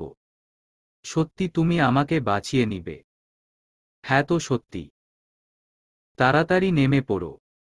ভাবি, আমার শরীরটা কেমন যেন করছে। হাত পা চুলকাচ্ছে। রূপ বেশ বুঝতে পেরেছে আদ্রিতা ড্রাগসের প্রতি আসক্ত হয়ে পড়েছে। একদিন নেশা না করলেই এখন থেকে সে ভাইলেন্ট হয়ে উঠবে। আদ্রিতার এখন সুস্থ হওয়াটা খুব জরুরি। সংশোধনাগারে পাঠাতে হবে, যেখানে নেশা ছাড়ানো হয়। রূপ মলিন হেসে আদ্রিতাকে গাড়ি থেকে নামিয়ে আদ্রিতার মাথায় হাত বুলিয়ে বলল, চিন্তা করো না আদ্রিতা, কিছুদিনের মধ্যেই তুমি সুস্থ হয়ে উঠবে। আমরা তোমাকে আবারও স্বাভাবিক জীবনে ফিরিয়ে আনব। আজকের রাতটা তোমাকে কষ্ট করতে হবে। কাল থেকে তোমাকে নেশা ছাড়ানোর সংশোধনাগারে রেখে আসব। ইনশাআল্লাহ কিছু দিনের মধ্যেই তুমি ঠিক হয়ে যাবে। আদ্রিতা মাথা নাড়াল। রূপ আদ্রিতাকে নিয়ে ফ্ল্যাটের ভিতর ঢুকে মার্জানা চৌধুরীকে মানিয়ে আদ্রিতাকে খাইয়ে দাইয়ে বিছানায় শুইয়ে দিয়ে আসল। মার্জানা চৌধুরী মেয়েকে বুকে নিয়ে শান্তির ঘুম দিল। মুহিত অনেক আগে ফ্ল্যাটে গিয়ে ফ্রেশ হয়ে ল্যাপটপ নিয়ে কাজে বসে গেল। রূপ মাত্র রুমে ঢুকল। রাতের খাবার গরম করে রূপ মুহিতকে ডেকে দিল। মুহিত কাজ রেখে রূপকে নিয়ে ডিনার করে রুমে ঢুকে আবারও ল্যাপটপ নিয়ে বসে পড়ল। রূপ কিছুক্ষণ ফোনে স্ক্রুলিং করে যেই না কম্বল মুড়ি ঘুমাতে যাবে অমনি মুহিত ল্যাপটপ গুছিয়ে দৌড়ে এসে রূপের গায়ের উপর শুয়ে পড়ল। রূপ বেয়াকুব হয়ে মুহিতের দিকে তাকিয়ে আছে। মুহিত চোখ মেরে রূপের ঠোঁটে একটা চুমো খেয়ে রূপকে গালে স্লাইড করছে আর বলছে, অফিস থেকে ছুটি নিলাম। কেন? কাল নোয়াখালী যাব। মৃন্ময় ভাইও যাবে। তুমি আর ভাবি ফ্ল্যাটে থাকবে। তার মানে কাল মারু আসবে। কাল সকাল সকাল ভাবি আর মৃন্ময় ভাই আমাদের ফ্ল্যাটে চলে আসবে। ইস, কি যে খুশি লাগছে, তোমাকে বলে বুঝাতে পারবো না।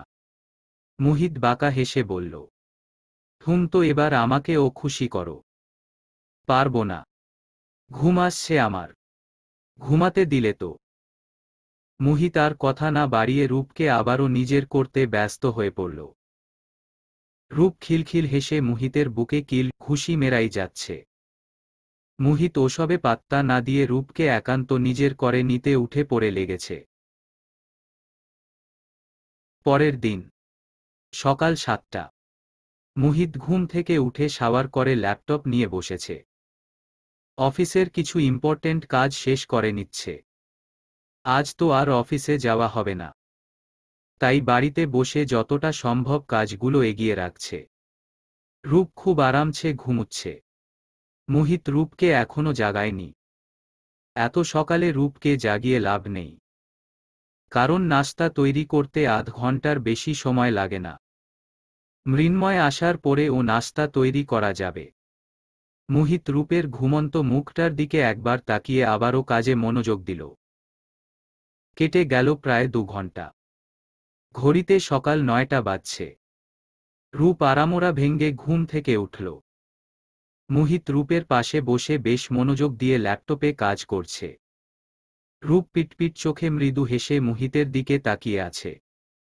কিছুক্ষণ মুহিতের দিকে মুগ্ধ নয়নে তাকিয়ে থেকে রূপ আচমকাই শোয়া থেকে উঠে পিছন থেকে মুহিতকে জড়িয়ে ধরল। মুহিত ল্যাপটপে টাইপিং করছে আর মৃদু হেসে রূপকে উদ্দেশ্য করে বলছে, তাহলে আমার মহারানীটা এবার উঠেই পড়েছে। তা কি মনে করে আমাকে এভাবে ঝাপটে ধরলেন? রূপ আহ্লাদী কণ্ঠে বলল, আদর দাও। মুহিত টাইপিং বাদ দিয়ে একটা হেঁচকা টান দিয়ে রূপকে ওর কোলে বসিয়ে নিল। রূপ ঠোঁট উল্টে পিটপিট চোখে মুহিতের দিকে তাকিয়ে আছে। মুহিত মৃদু হেসে রূপের ঠোঁটে চুমো খেতে নিলেই রূপ হাত দিয়ে মুহিতকে থামিয়ে বলল, আগে কপালে চুমো খাবে, এরপর দু গালে, এরপর নাকে, কানে, ঠোঁটে। ঠিক আছে। মুহিত অট্ট হেসে বলল, ঠিক আছে। মুহিত একটু ঝুঁকে রূপের কথা মতোই রূপকে আদর করল। রূপ চোখ জোড়া বন্ধ করে মুহিতের প্রতিটা আদর উপভোগ করছে। চোখ খুলে রূপ কিছুক্ষণ মুহিতের দিকে তাকিয়ে থেকে মুহিতের নাকে নাক ঘষে বলল, তাড়াতাড়ি ফিরে এসো মুহিত। তোমাকে ছাড়া আমার একদম ভালো লাগে না। কেমন নিরাগ নিরাগ লাগে। কিছু একটার শূন্যতা ফিল করি। তুমি পাশে থাকলেই শূন্য জায়গাটা পূরণ হয়। ফিল ইন দ্য গ্যাপস হয় আর কি। মুহিত রূপের চুলে বিলি কেটে বলল, রাতের মধ্যেই ফিরে আসব রূপ। তুমি চিন্তা করো না। শূন্য জায়গাটা বেশিক্ষণ শূন্য থাকবে না। খুব তাড়াতাড়ি পূরণ হয়ে যাবে। তাই যেন হয় মুহিত। আমি নীল শাড়ি পরে তোমার অপেক্ষায় থাকব। তোমার প্রতীক্ষায় পথ চেয়ে বসে থাকব। হাতে কিন্তু এক গুচ্ছ গোলাপ নিয়ে ফিরবে। আমি খোপায় জোড়াব। মুহিত রূপের কপালে চুমো খেয়ে বলল, আমি তো আমার নীল পরীকে দেখতে এক ছুটে চলে আসব। প্রতীক্ষার প্রহর কাটিয়ে আমি ঠিক তোমার দু চোখে ধরা দিব। হাতে থাকবে এক গুচ্ছ গোলাপ ফুল আর নীল রঙের কাচের চুড়ি। তোমাকে বেশিক্ষণ অপেক্ষা করতে হবে না রূপ।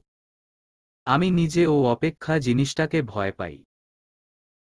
রূপ মলিন হেসে মুহিতের কোল ছেড়ে উঠে কাবার্ড থেকে একটা শাড়ি বের করে ওয়াশরুমে চলে গেল। মুহিত আবারও কাজে মনোযোগ দিল। প্রায় আধ ঘন্টা পর রূপ শাওয়ার নিয়ে ওয়াশরুম থেকে বের হয়ে চুল ঝাড়তে ঝাড়তে কিচেনে চলে গেল। আধ ঘন্টার মাঝেই রূপ পরোটা আর অমলেট বানিয়ে নিল। মুহিত কিছুক্ষণের জন্য কাজ থামিয়ে রূপের সাথে বসে ব্রেকফাস্ট করতে ব্যস্ত হয়ে পড়ল। ওই দিকে মৃন্ময় আর মারু রেডি হচ্ছে রূপদের ফ্ল্যাটে আসার জন্য। মারু আয়নার সামনে দাঁড়িয়ে শাড়ি ঠিক করছে আর মৃন্ময় শার্টের বোতাম লাগাচ্ছে। মারু খুব আশাবাদী। তাই ওর চোখে মুখে আনন্দের ঝিলিক। মারু জানে আজ কিছু একটা ভালো হবে, যার অপেক্ষায় মারু উল্লাসিত। বাড়ির ড্রয়িং রুমে জট পাকিয়ে বসে আছে মায়া আহমেদ আর সোহেলি আহমেদ। সোহেলি আহমেদ উনার দুই ছেলে মেয়ের জন্য এখনও কেঁদেই যাচ্ছে আর লাগাতার হায় হুতাশ করছে। দোলা ওর হাজব্যান্ডকে নিয়ে রুমে আছে। সাকিব আর সানায়ার ব্যাপারটা জানার পর দোলা খুব আপসেট হয়ে পড়েছে। দোলার হাজব্যান্ড ও ব্যাপারটা জেনে গেছে। তবে এ নিয়ে লিয়েনের কোনো অভিযোগ নেই। কর্ম অনুযায়ী ফল পেয়েছে, এতে অবশ্য কারো অভিযোগ থাকার কথা না। রেজাউল আহমেদ পুলিশ স্টেশন দৌড়াদৌড়ি করছে। সানোয়ার আহমেদ এই বিষয়ে পাত্তাই দিচ্ছে না। উনি ব্যস্ত অফিসের কাজে। সাকিব আর সানায়াকে এক সপ্তাহের আগে থানা থেকে ছাড়ানো যাবে না। তাও আবার মোটা অঙ্কের টাকা দিয়ে দুই ভাই বোনকে ছাড়াতে হবে। পুলিশের জেরায় সাকিব জবানবন্দি দিতে বাধ্য হয়েছে। সব দোষ স্বীকার করেছে। সাকিব যাদের কাছ থেকে ড্রাগস নিত তাদের নামও বলে দিয়েছে। পুলিশ এখন চিরুনি তল্লাশিতে আছে। সোহেলি আহমেদের কান্না যেন থামছেই না। মায়া আহমেদ কিছুক্ষণ সোহেলি আহমেদকে সান্ত্বনা দিয়ে চলে গেল উনার নিজের রুমে। রুমের দরজা আটকিয়ে উনি আলমারি থেকে দুটো ফাইল বের করল। দুটোই আলাদা আলাদা নীল রঙের ফাইল। ফাইলগুলো নিয়ে উনি বেডের উপর বসে মিটিমিটি হেসে বলল, বাহ, দুই বাড়ির দলিল, দুই ফাইল। একটা রূপদের বাড়ির, আরেকটা এই বাড়ির। দলিলপত্রগুলো কোথাও একটা লুকিয়ে রাখতে হবে। কেউ যেন খুঁজে না পায়। মুহিত তো বলেই দিয়েছে এই বাড়ির সম্পত্তি নিবে না সে। সব সম্পত্তি এখন থেকে আমার ছেলে মেয়ের। অবশ্য এর থেকে সাকিব আর সানায়াও ভাগ পাবে। ভালোই হলো মুহিত ওই ফকিন্নি রূপকে বিয়ে করেছে। ভালো ঘরের মেয়েকে বিয়ে করলে অবশ্যই সম্পত্তির ভাগ চাইত। তখন বাধ্য হয়ে দিতে হতো।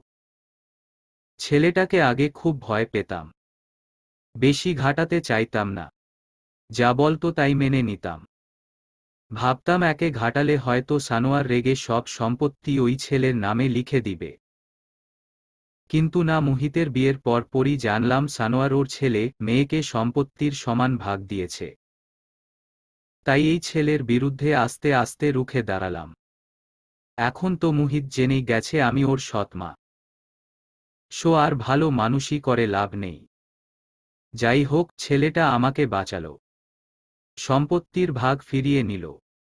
ওকে আর কোনো সম্পত্তি দিতে হবে না। সব সম্পত্তি আমার ছেলে মেয়ে আর সাকিব সানায়ার। কথাগুলো বলেই মায়া আহমেদ ফাইলগুলো নিয়ে স্টাডি রুমে চলে গেল।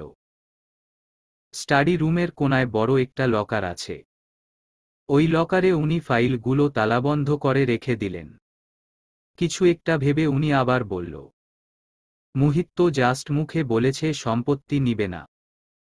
কাগজে কলমে তো সাইন করে দেয়নি। কোনো প্রমাণও নেই। যে করেই হোক মুহিতের থেকে আমার সাইন নিতেই হবে। সম্পত্তির পুরো ভাগ হাতিয়ে নিতে হবে, যেমন রূপের থেকে নিয়েছিলাম। এখন কথা হলো মুহিতের থেকে সাইন নিব কিভাবে? ছেলেটাকে কি আপোষে পটানো যাবে নাকি অন্য ব্যবস্থা করতে হবে? ব্যাপারটা অবশ্যই ভেবে দেখতে হবে।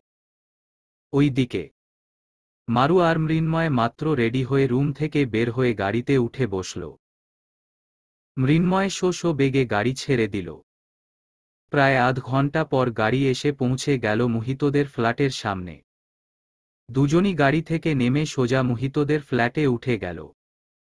মুহিত আর রূপ নাস্তা খাওয়া শেষ করে ড্রয়িং রুমের সোফায় বসে কথা বলছে। কলিং বেল বাজার সাথে সাথেই মুহিত দরজা খুলে দিল। মুহিত হাসি মুখে মৃন্ময় আর মারুকে রুমে ঢুকাল। মারু রুমে ঢুকে দৌড়ে এসে রূপকে ঝাপটে ধরল। রূপ খুশিতে খিলখিল করে হাসছে আর হাল চাল জিজ্ঞেস করছে। মুহিত মৃন্ময়কে নিয়ে বেডরুমে ঢুকে গেল। প্রায় 15 মিনিটের মধ্যে মুহিত রেডি হয়ে মৃন্ময়কে নিয়ে নোয়াখালীর উদ্দেশ্যে রওনা হল। মারু আর রূপ যথেষ্ট হাসি মুখে ওদের বিদায় দিল। মুহিত ড্রাইভ করছে আর মৃন্ময় পাশের সিটে বসেছে। কিছু দূর যাওয়ার পর মুহিত মৃন্ময়ের দিকে তাকিয়ে কিছুটা সিরিয়াস হয়ে বলল, ভাই, নোয়াখালী পৌঁছেই আগে আমাদের পুলিশ স্টেশন যেতে হবে। পুলিশ ডায়েরি করতে হবে। জোর খাটিয়ে কারো সম্পত্তি কেড়ে নেওয়া যায় না। তাছাড়া দলিল এখনো আব্বাস আঙ্কেলের নামেই আছে। প্রমাণ কিন্তু সব আব্বাস আঙ্কেলের পক্ষেই। আমিও তাই ভাবছি। তবে পুলিশেরা কি আমাদের পক্ষে কথা বলবে? নোয়াখালীর পুরো এলাকাই তো অনিকের বাবার হাতে। উনি একজন চেয়ারম্যান। দাপট তো থাকবেই। নোয়াখালী শহরে পুলিশ স্টেশনের অভাব নেই ভাই। কোনো না কোনো পুলিশ স্টেশনে নিশ্চয়ই আমাদের অভিযোগ মঞ্জুর হবে। তুই এই নিয়ে টেনশন করিস না। আমার মন বলছে ভালো কিছু হবে। তোর কথাই যেন সত্যি হয় মুহিত। ভালয় যেন সবটা মিটে যায়। মুহিত একটা দীর্ঘশ্বাস ছেড়ে হাই স্পিডে গাড়ি ছেড়ে দিল। রূপ আর মারু নিচ তলার ফ্ল্যাটে আছে। আদ্রিতাকে এখন সংশোধনাগারে নিয়ে যাওয়া হবে। আমজাদ চৌধুরী আদ্রিতাকে নিয়ে অলরেডি গাড়ির কাছে চলে গেছে। মারজানা চৌধুরী নিজেকে শক্ত করে আদ্রিতা আর আমজাদ চৌধুরীকে হাসি মুখে বিদায় দিল। রূপ আর মারুও হেসে হেসে আদ্রিতাকে বিদায় দিল। আমজাদ চৌধুরী গাড়ি ছেড়ে দেওয়ার পর রূপ আর মারু মিলে মারজানা চৌধুরীকে নিয়ে ফ্ল্যাটে ঢুকে গেল। মারজানা চৌধুরীর সাথে কিছুক্ষণ কথাবার্তা বলে রূপ আর মারু উপরে চলে গেল।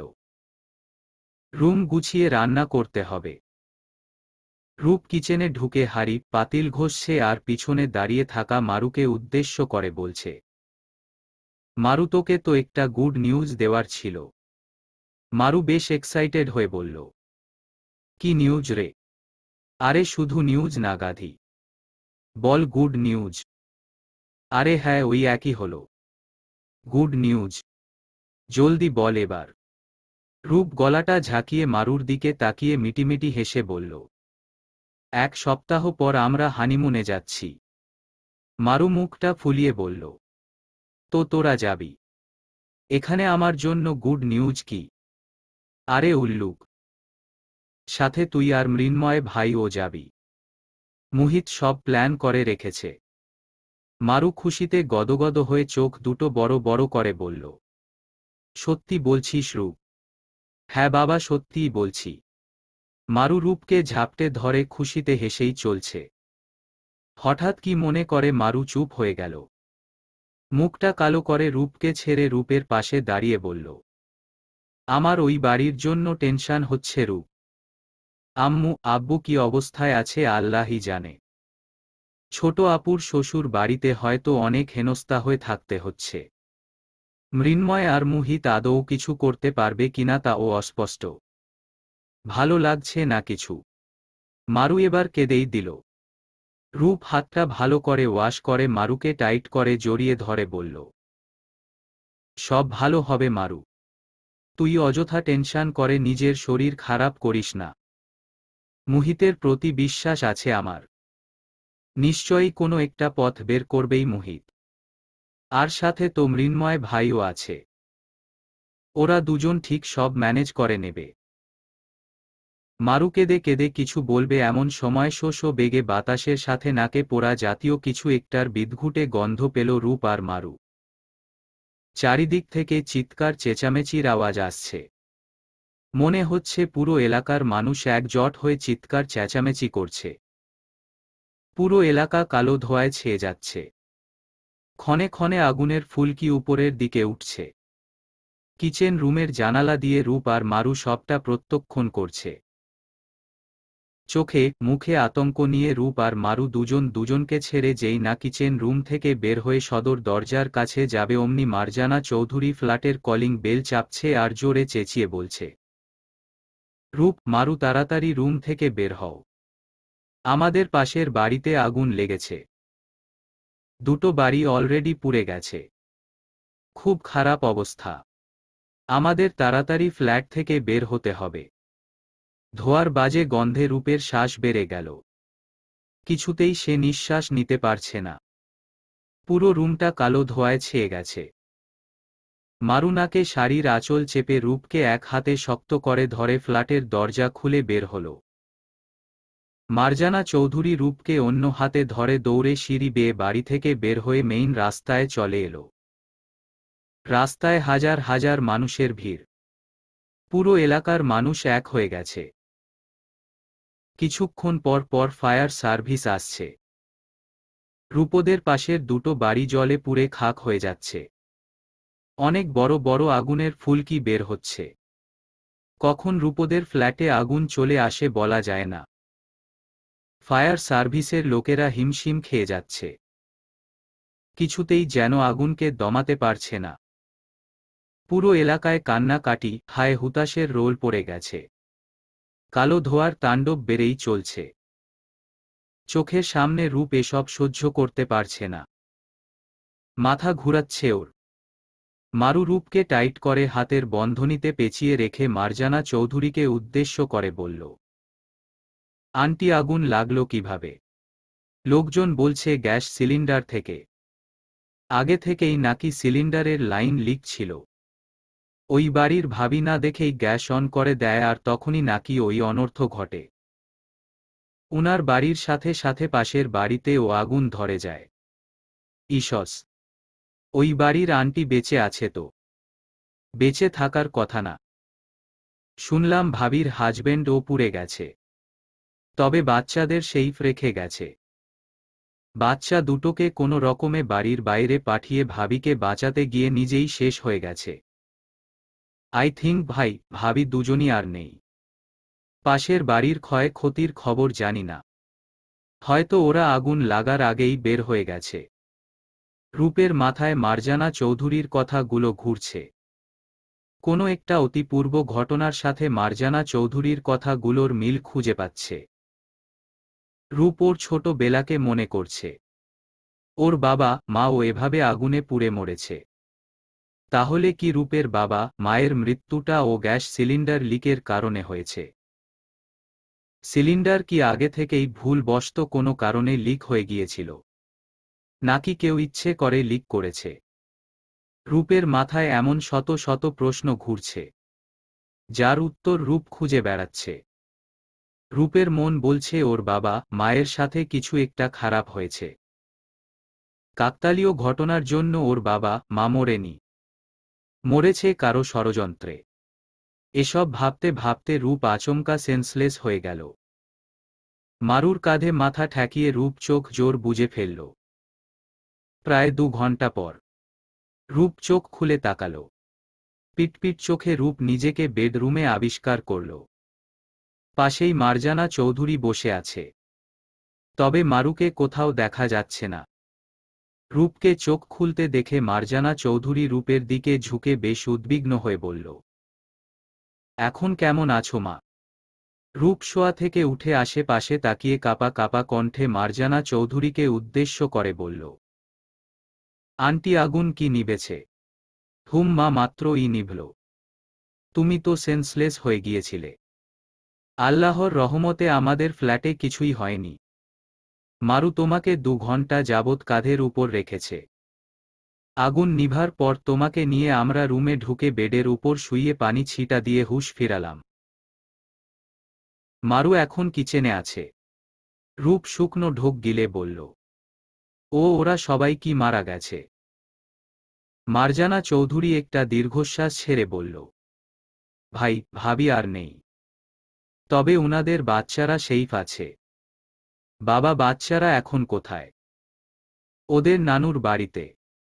এর মাঝেই মারু গরম গরম স্যুপ করে নিয়ে এলো রূপের জন্য।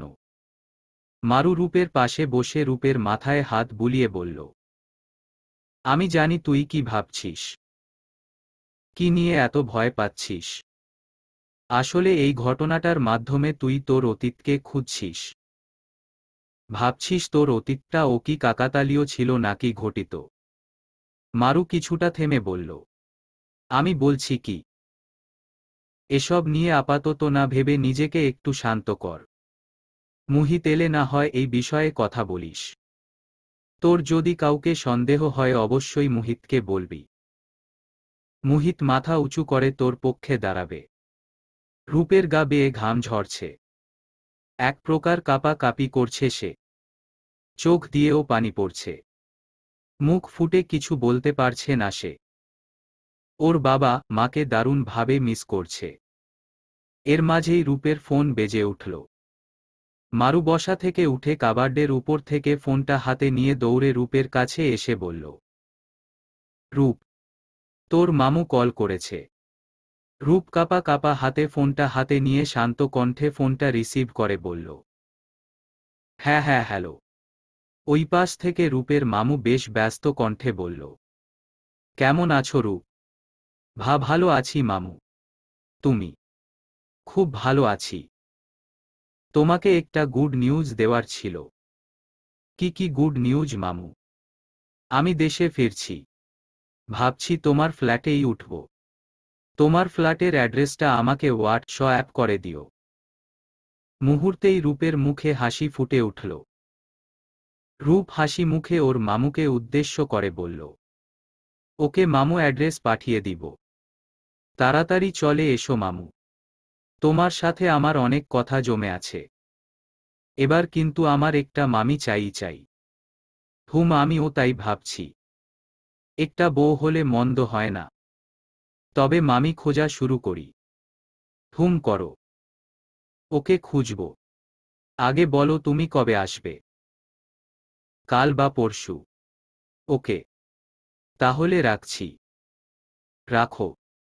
মামু, একটু ব্যস্ত আছি। রূপ কলটা কেটে মারু আর মার্জানা চৌধুরীর দিকে তাকিয়ে বলল, আমার মামু আসছে। মারু আর মার্জানা চৌধুরী হাসি মুখে রূপের দিকে তাকাল। মারু মিষ্টি হেসে রূপকে স্যুপ খাওয়াতে ব্যস্ত হয়ে পড়ল। রূপ স্যুপ খাচ্ছে আর মনে মনে বলছে, মামু এলেই রহস্যের সমাধান করব। আমার পক্ষে আরও একজন সমর্থক বাড়বে। মুহিতের পাশাপাশি মামুকে ও সাথে পাব। ফুফু মনি ওতপ্রোতভাবে জড়িত আছে আমার আম্মু আব্বুর অকাল মৃত্যুতে। সবটাই সম্পত্তির লোভে। অন্যদিকে মুহিত আর মৃন্ময় নোয়াখালী পৌঁছে নোয়াখালী থানা থেকে পুলিশ অফিসার নিয়ে সোজা অনিকদের বাড়ি রওনা হল। পুলিশ ড্রাইভ করছে আর পাশে বসে আছে মৃন্ময়। ব্যাক সিটে বসেছে মুহিত। পিছনে আরও একটি গাড়ি রয়েছে। 3 জন কনস্টেবল আছে ওই গাড়িতে। পুলিশ আধঘাট বেঁধে অনিকের বাবার সাথে মোকাবেলা করতে নেমেছে। পুলিশ অফিসার একমনে ড্রাইভ করছে আর মৃন্ময় মুহিতকে উদ্দেশ্য করে বলছে, সিরিয়াসলি আপনারা আমাকে উদ্ধার করলেন। অনেক দিন ধরেই ভাবছিলাম রশিদ মির্জাকে কিভাবে হাতে নাতে ধরা যায়। লোকটা বেশি বেড়ে গেছে। তবে আমার হাতে কোনো প্রমাণ ছিল না। এলাকার লোকজন উনার বিরুদ্ধে মুখ খুলতেই চায় না। উনার ভয়ে জনাজীর্ণ হয়ে থাকে। ভালোই হলো আপনারা প্রমাণ সহ আমার কাছে আসলেন। এবার তো ওই রশিদ মির্জাকে জেলের ভাত খাইয়েই ছাড়ছ, অন্তত একদিনের জন্য হলেও। পুলিশ অফিসার কিছুটা থেমে আবার বলল, ভিকটিমকে কল করে বলে দিন চলে আসতে। প্রমাণ সহ মাঠে নামতে চাই। মৃন্ময় গলাটা ঝাঁকিয়ে পুলিশ অফিসারকে উদ্দেশ্য করে বলল, স্যার আমরা ভিকটিমকে কল করে দিয়েছি। আই হোপ উনিও ঠিক টাইমে রশিদ মির্জার বাড়ি পৌঁছে যাবে। বাহ দারুণ। গাড়িতে আর কেউ কথা বলল না। প্রায় ৪৫ মিনিট পর গাড়ি এসে পৌঁছে গেল রশিদ মির্জার বাড়ির সামনে। এক এক করে সবাই গাড়ি থেকে নেমে বাড়ির ভিতর ঢুকে গেল। পুলিশদের দেখে বাড়ির বডিগার্ডসরা ভয় চেপে গেল।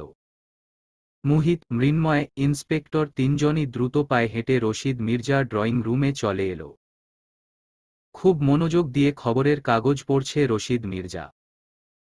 মুহিত বাঁকা হেসে রশিদ মির্জার হাত থেকে খবরের কাগজটা ছিনিয়ে বলল, স্যার আপনার শুভাকাঙ্ক্ষীরা আপনার সাথে কথা বলতে এসেছে। 10 মিনিট সময় হবে কি আপনার? রশিদ মির্জা চোখ তুলে উপরের দিকে তাকাল।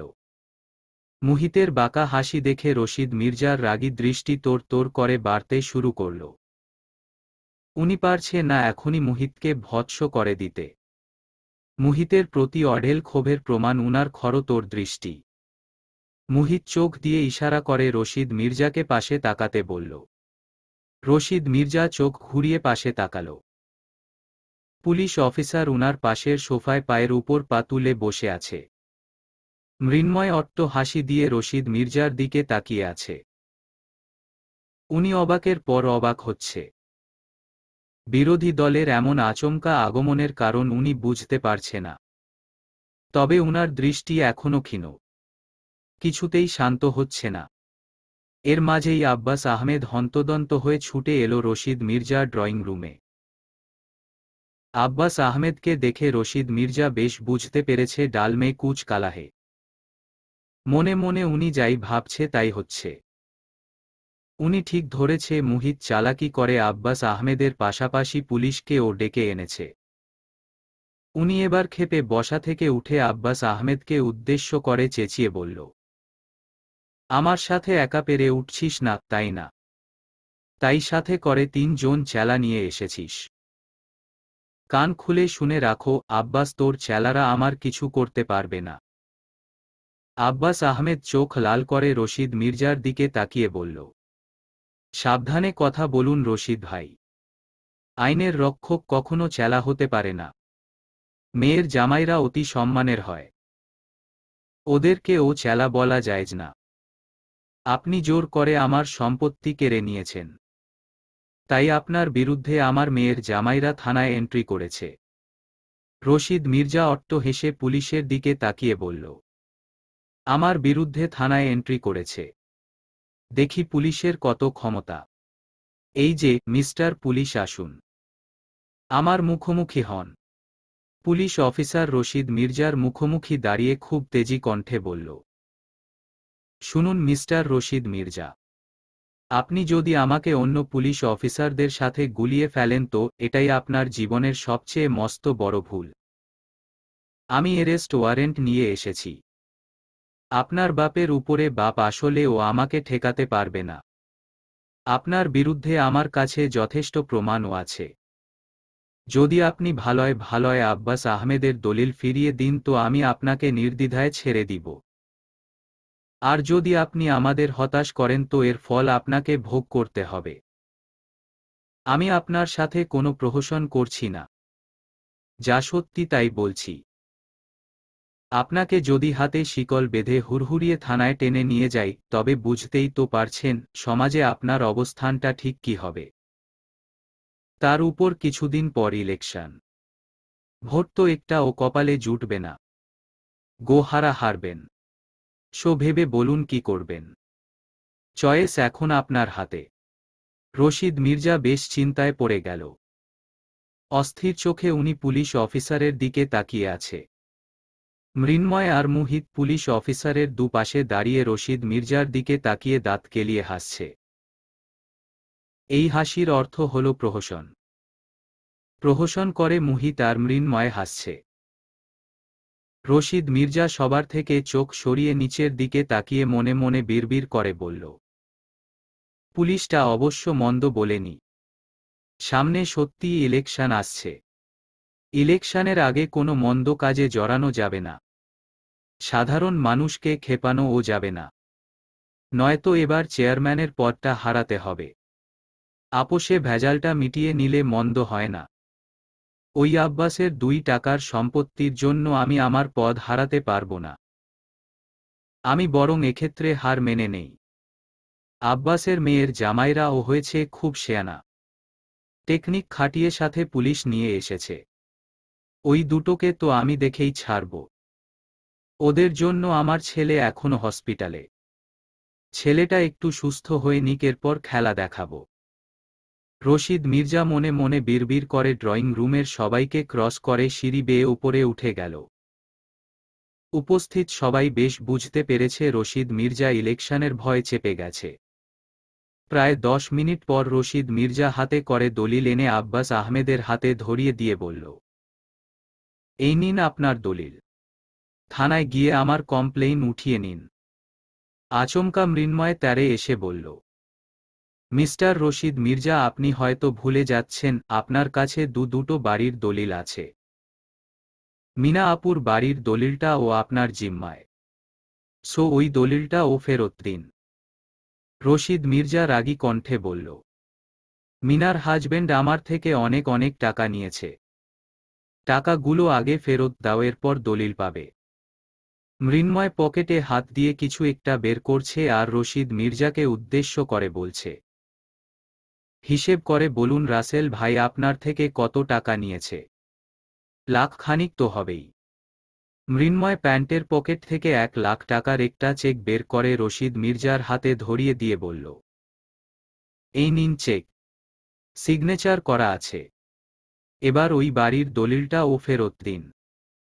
রশিদ মির্জা চেকটা ভালো করে খুঁটিয়ে খুঁটিয়ে দেখে উপরে উঠে 10 মিনিটের মধ্যে আবারও মিনারদের বাড়ির দলিলটা হাতে নিয়ে নিচে নেমে এলো।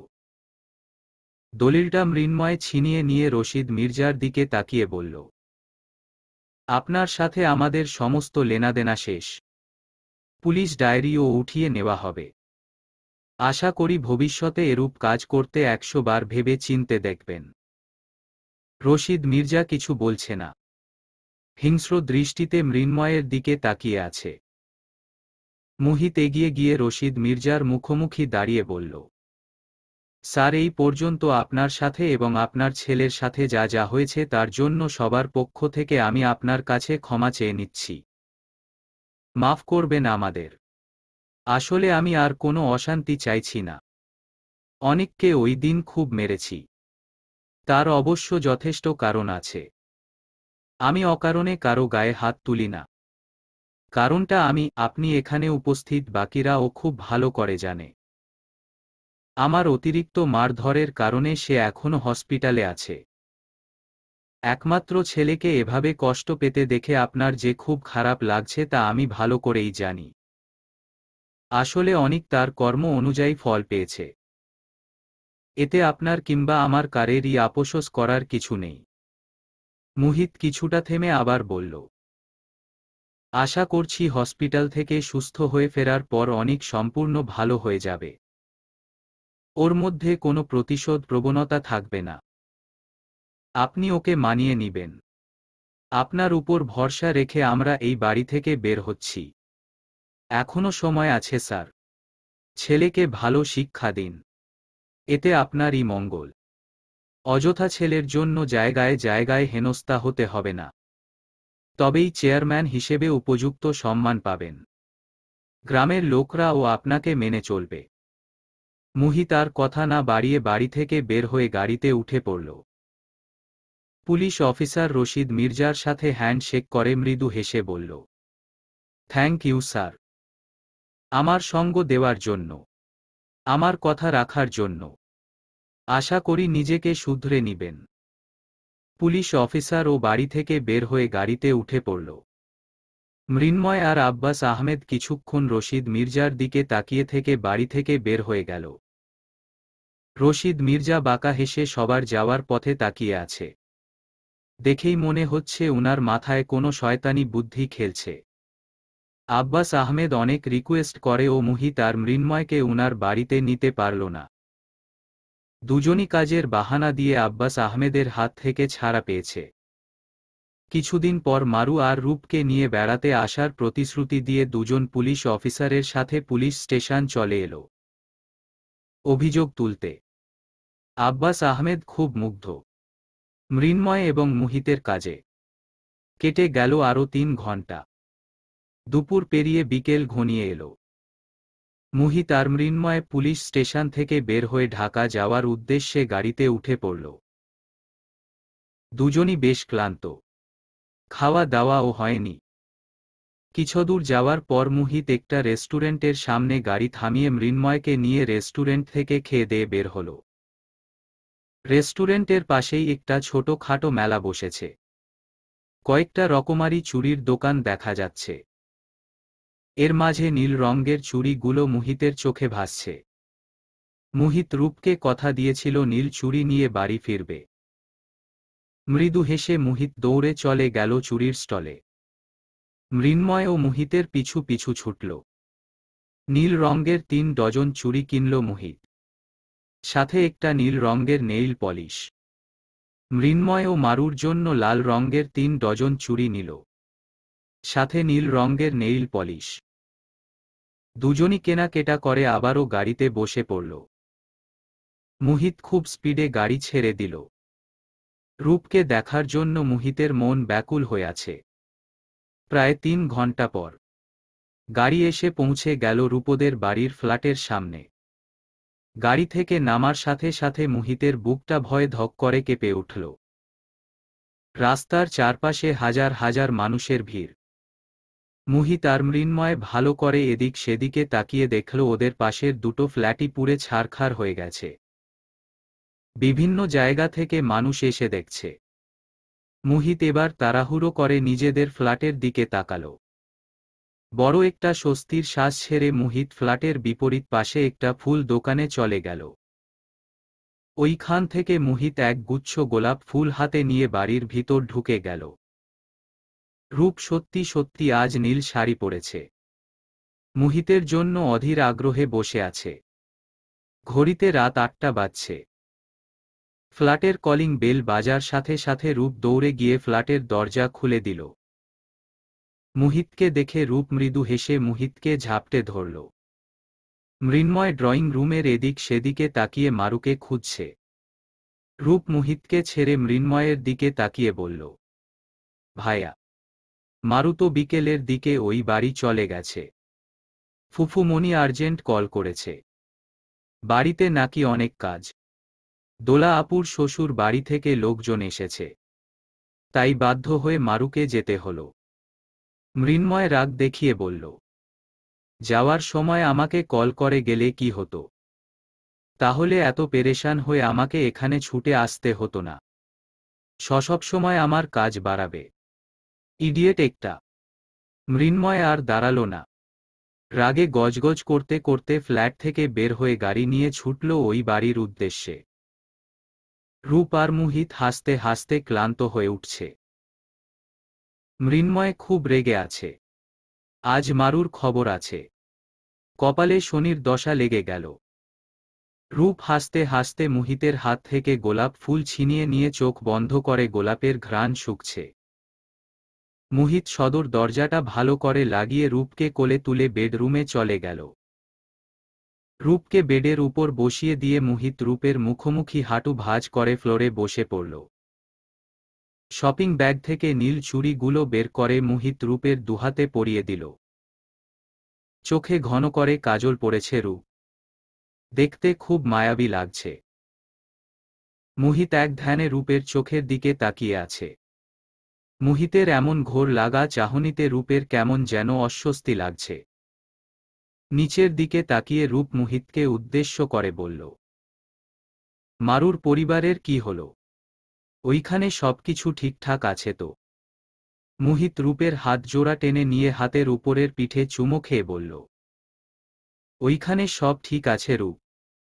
দুই বাড়ির দলিল আব্বাস আঙ্কেল ফিরে পেয়েছে। এখন আর কোনো চিন্তা নেই। অনিকের ব্যাপারটা কি হলো? রশিদ মির্জাকে ভদ্র ভাষায় বুঝিয়ে এসেছি। এরপরে ও যদি না বুঝে তাহলে অন্য ব্যবস্থা করতে হবে। তোমার কি মনে হয় বুঝবে? না বুঝলে আঙ্গুল বাঁকাতে হবে। রূপ কিছুক্ষণ চুপ করে থেকে বলল, মুহিত, মামু কাল দেশে ফিরছে। মুহিত বেশ অবাক হয়ে বলল, সত্যি? হুম, সকালে কল করেছিল। বাহ, খুব ভালো খবর। আরেকটা খারাপ খবর আছে। মুহিত নাক মুখ কুঁচকে বলল, কি? আমাদের পাশের ফ্ল্যাটে আগুন লেগেছে আজ। দুটো ফ্ল্যাটই জ্বলে গেছে। মুহিত রূপকে বুকের মাঝে চেপে ধরে চোখ জোড়া বন্ধ করে বলল, জানি রূপ, আসার সময় দেখলাম। কিছুটা সময়ের জন্য থমকে গিয়েছিলাম। ভেবেছিলাম আমাদের ফ্ল্যাটেও হয়তো খারাপ কিছু হয়েছে।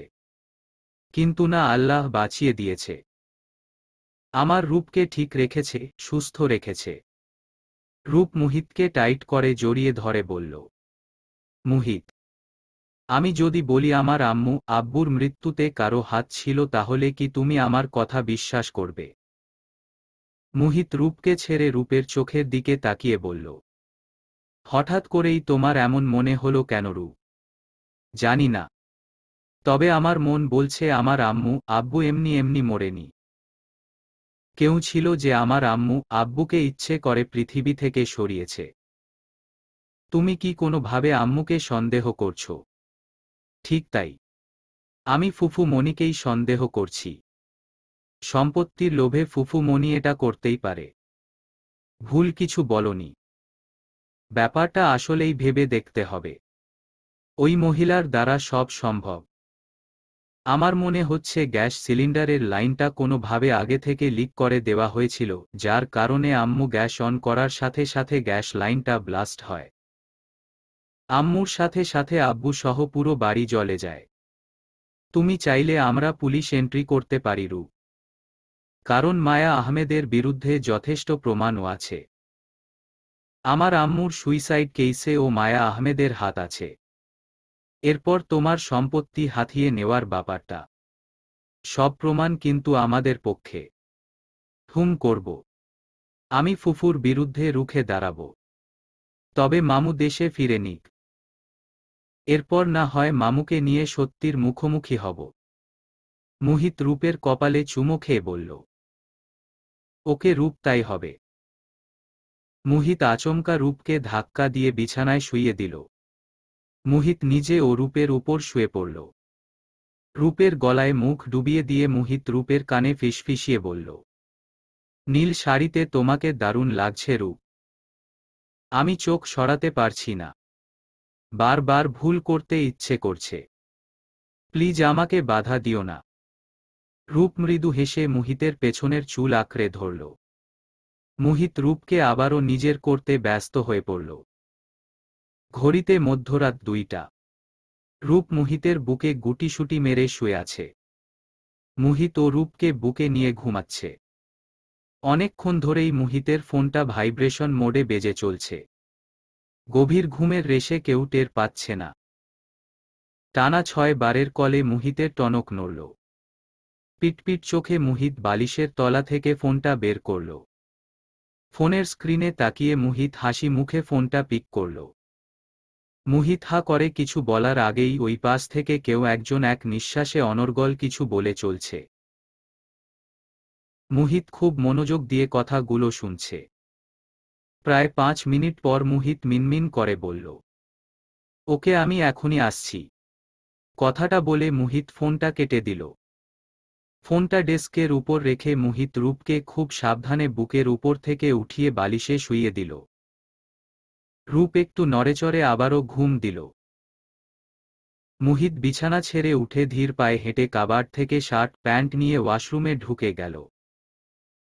প্রায় 15 মিনিট পর মুহিত শাওয়ার নিয়ে ওয়াশরুম থেকে বের হয়ে খুব তাড়াহুড়ো করে আয়নার সামনে দাঁড়িয়ে চুলটা সেট করে রূপের পাশে বসে রূপের মাথায় চুমু খেয়ে রূপের দিকে তাকিয়ে বিড়বিড় করে বলল, আমার জন্য দোয়া করো রূপ। খুব বড় একটা মিশনে যাচ্ছি। তোমাকে আগে থেকেই কিছু বলা যাবে না, নয়তো তুমি টেনশন করবে। ভোরের সূর্য ওঠার আগেই আমি ফিরে আসব। চোখ খুলেই তুমি প্রথমে আমার মুখটা দেখবে। ফোনটা হাতে নিয়ে মুহিত খুব সাবধানে রুম থেকে বের হয়ে রুমের দরজাটা হালকা ভেজিয়ে রুম থেকে বের হয়ে গেল।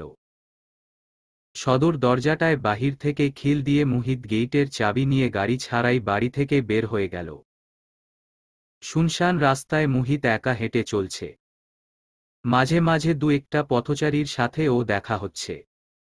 ফোনের ফ্ল্যাশ লাইট অন করে মুহিত হেঁটেই চলছে। দৃষ্টি তার রাস্তার আশেপাশে। মনে হচ্ছে কিছু একটার জন্য সে অপেক্ষা করছে। সবার কি মনে হয় মুহিত কোথায় যাচ্ছে? আর কলটাই বা মুহিতকে কে করেছে? আবারও বলছি, লেখিকার উপর ভরসা রাখুন। শেষ পর্যন্ত গল্পটার পাশে থাকুন। চলবে।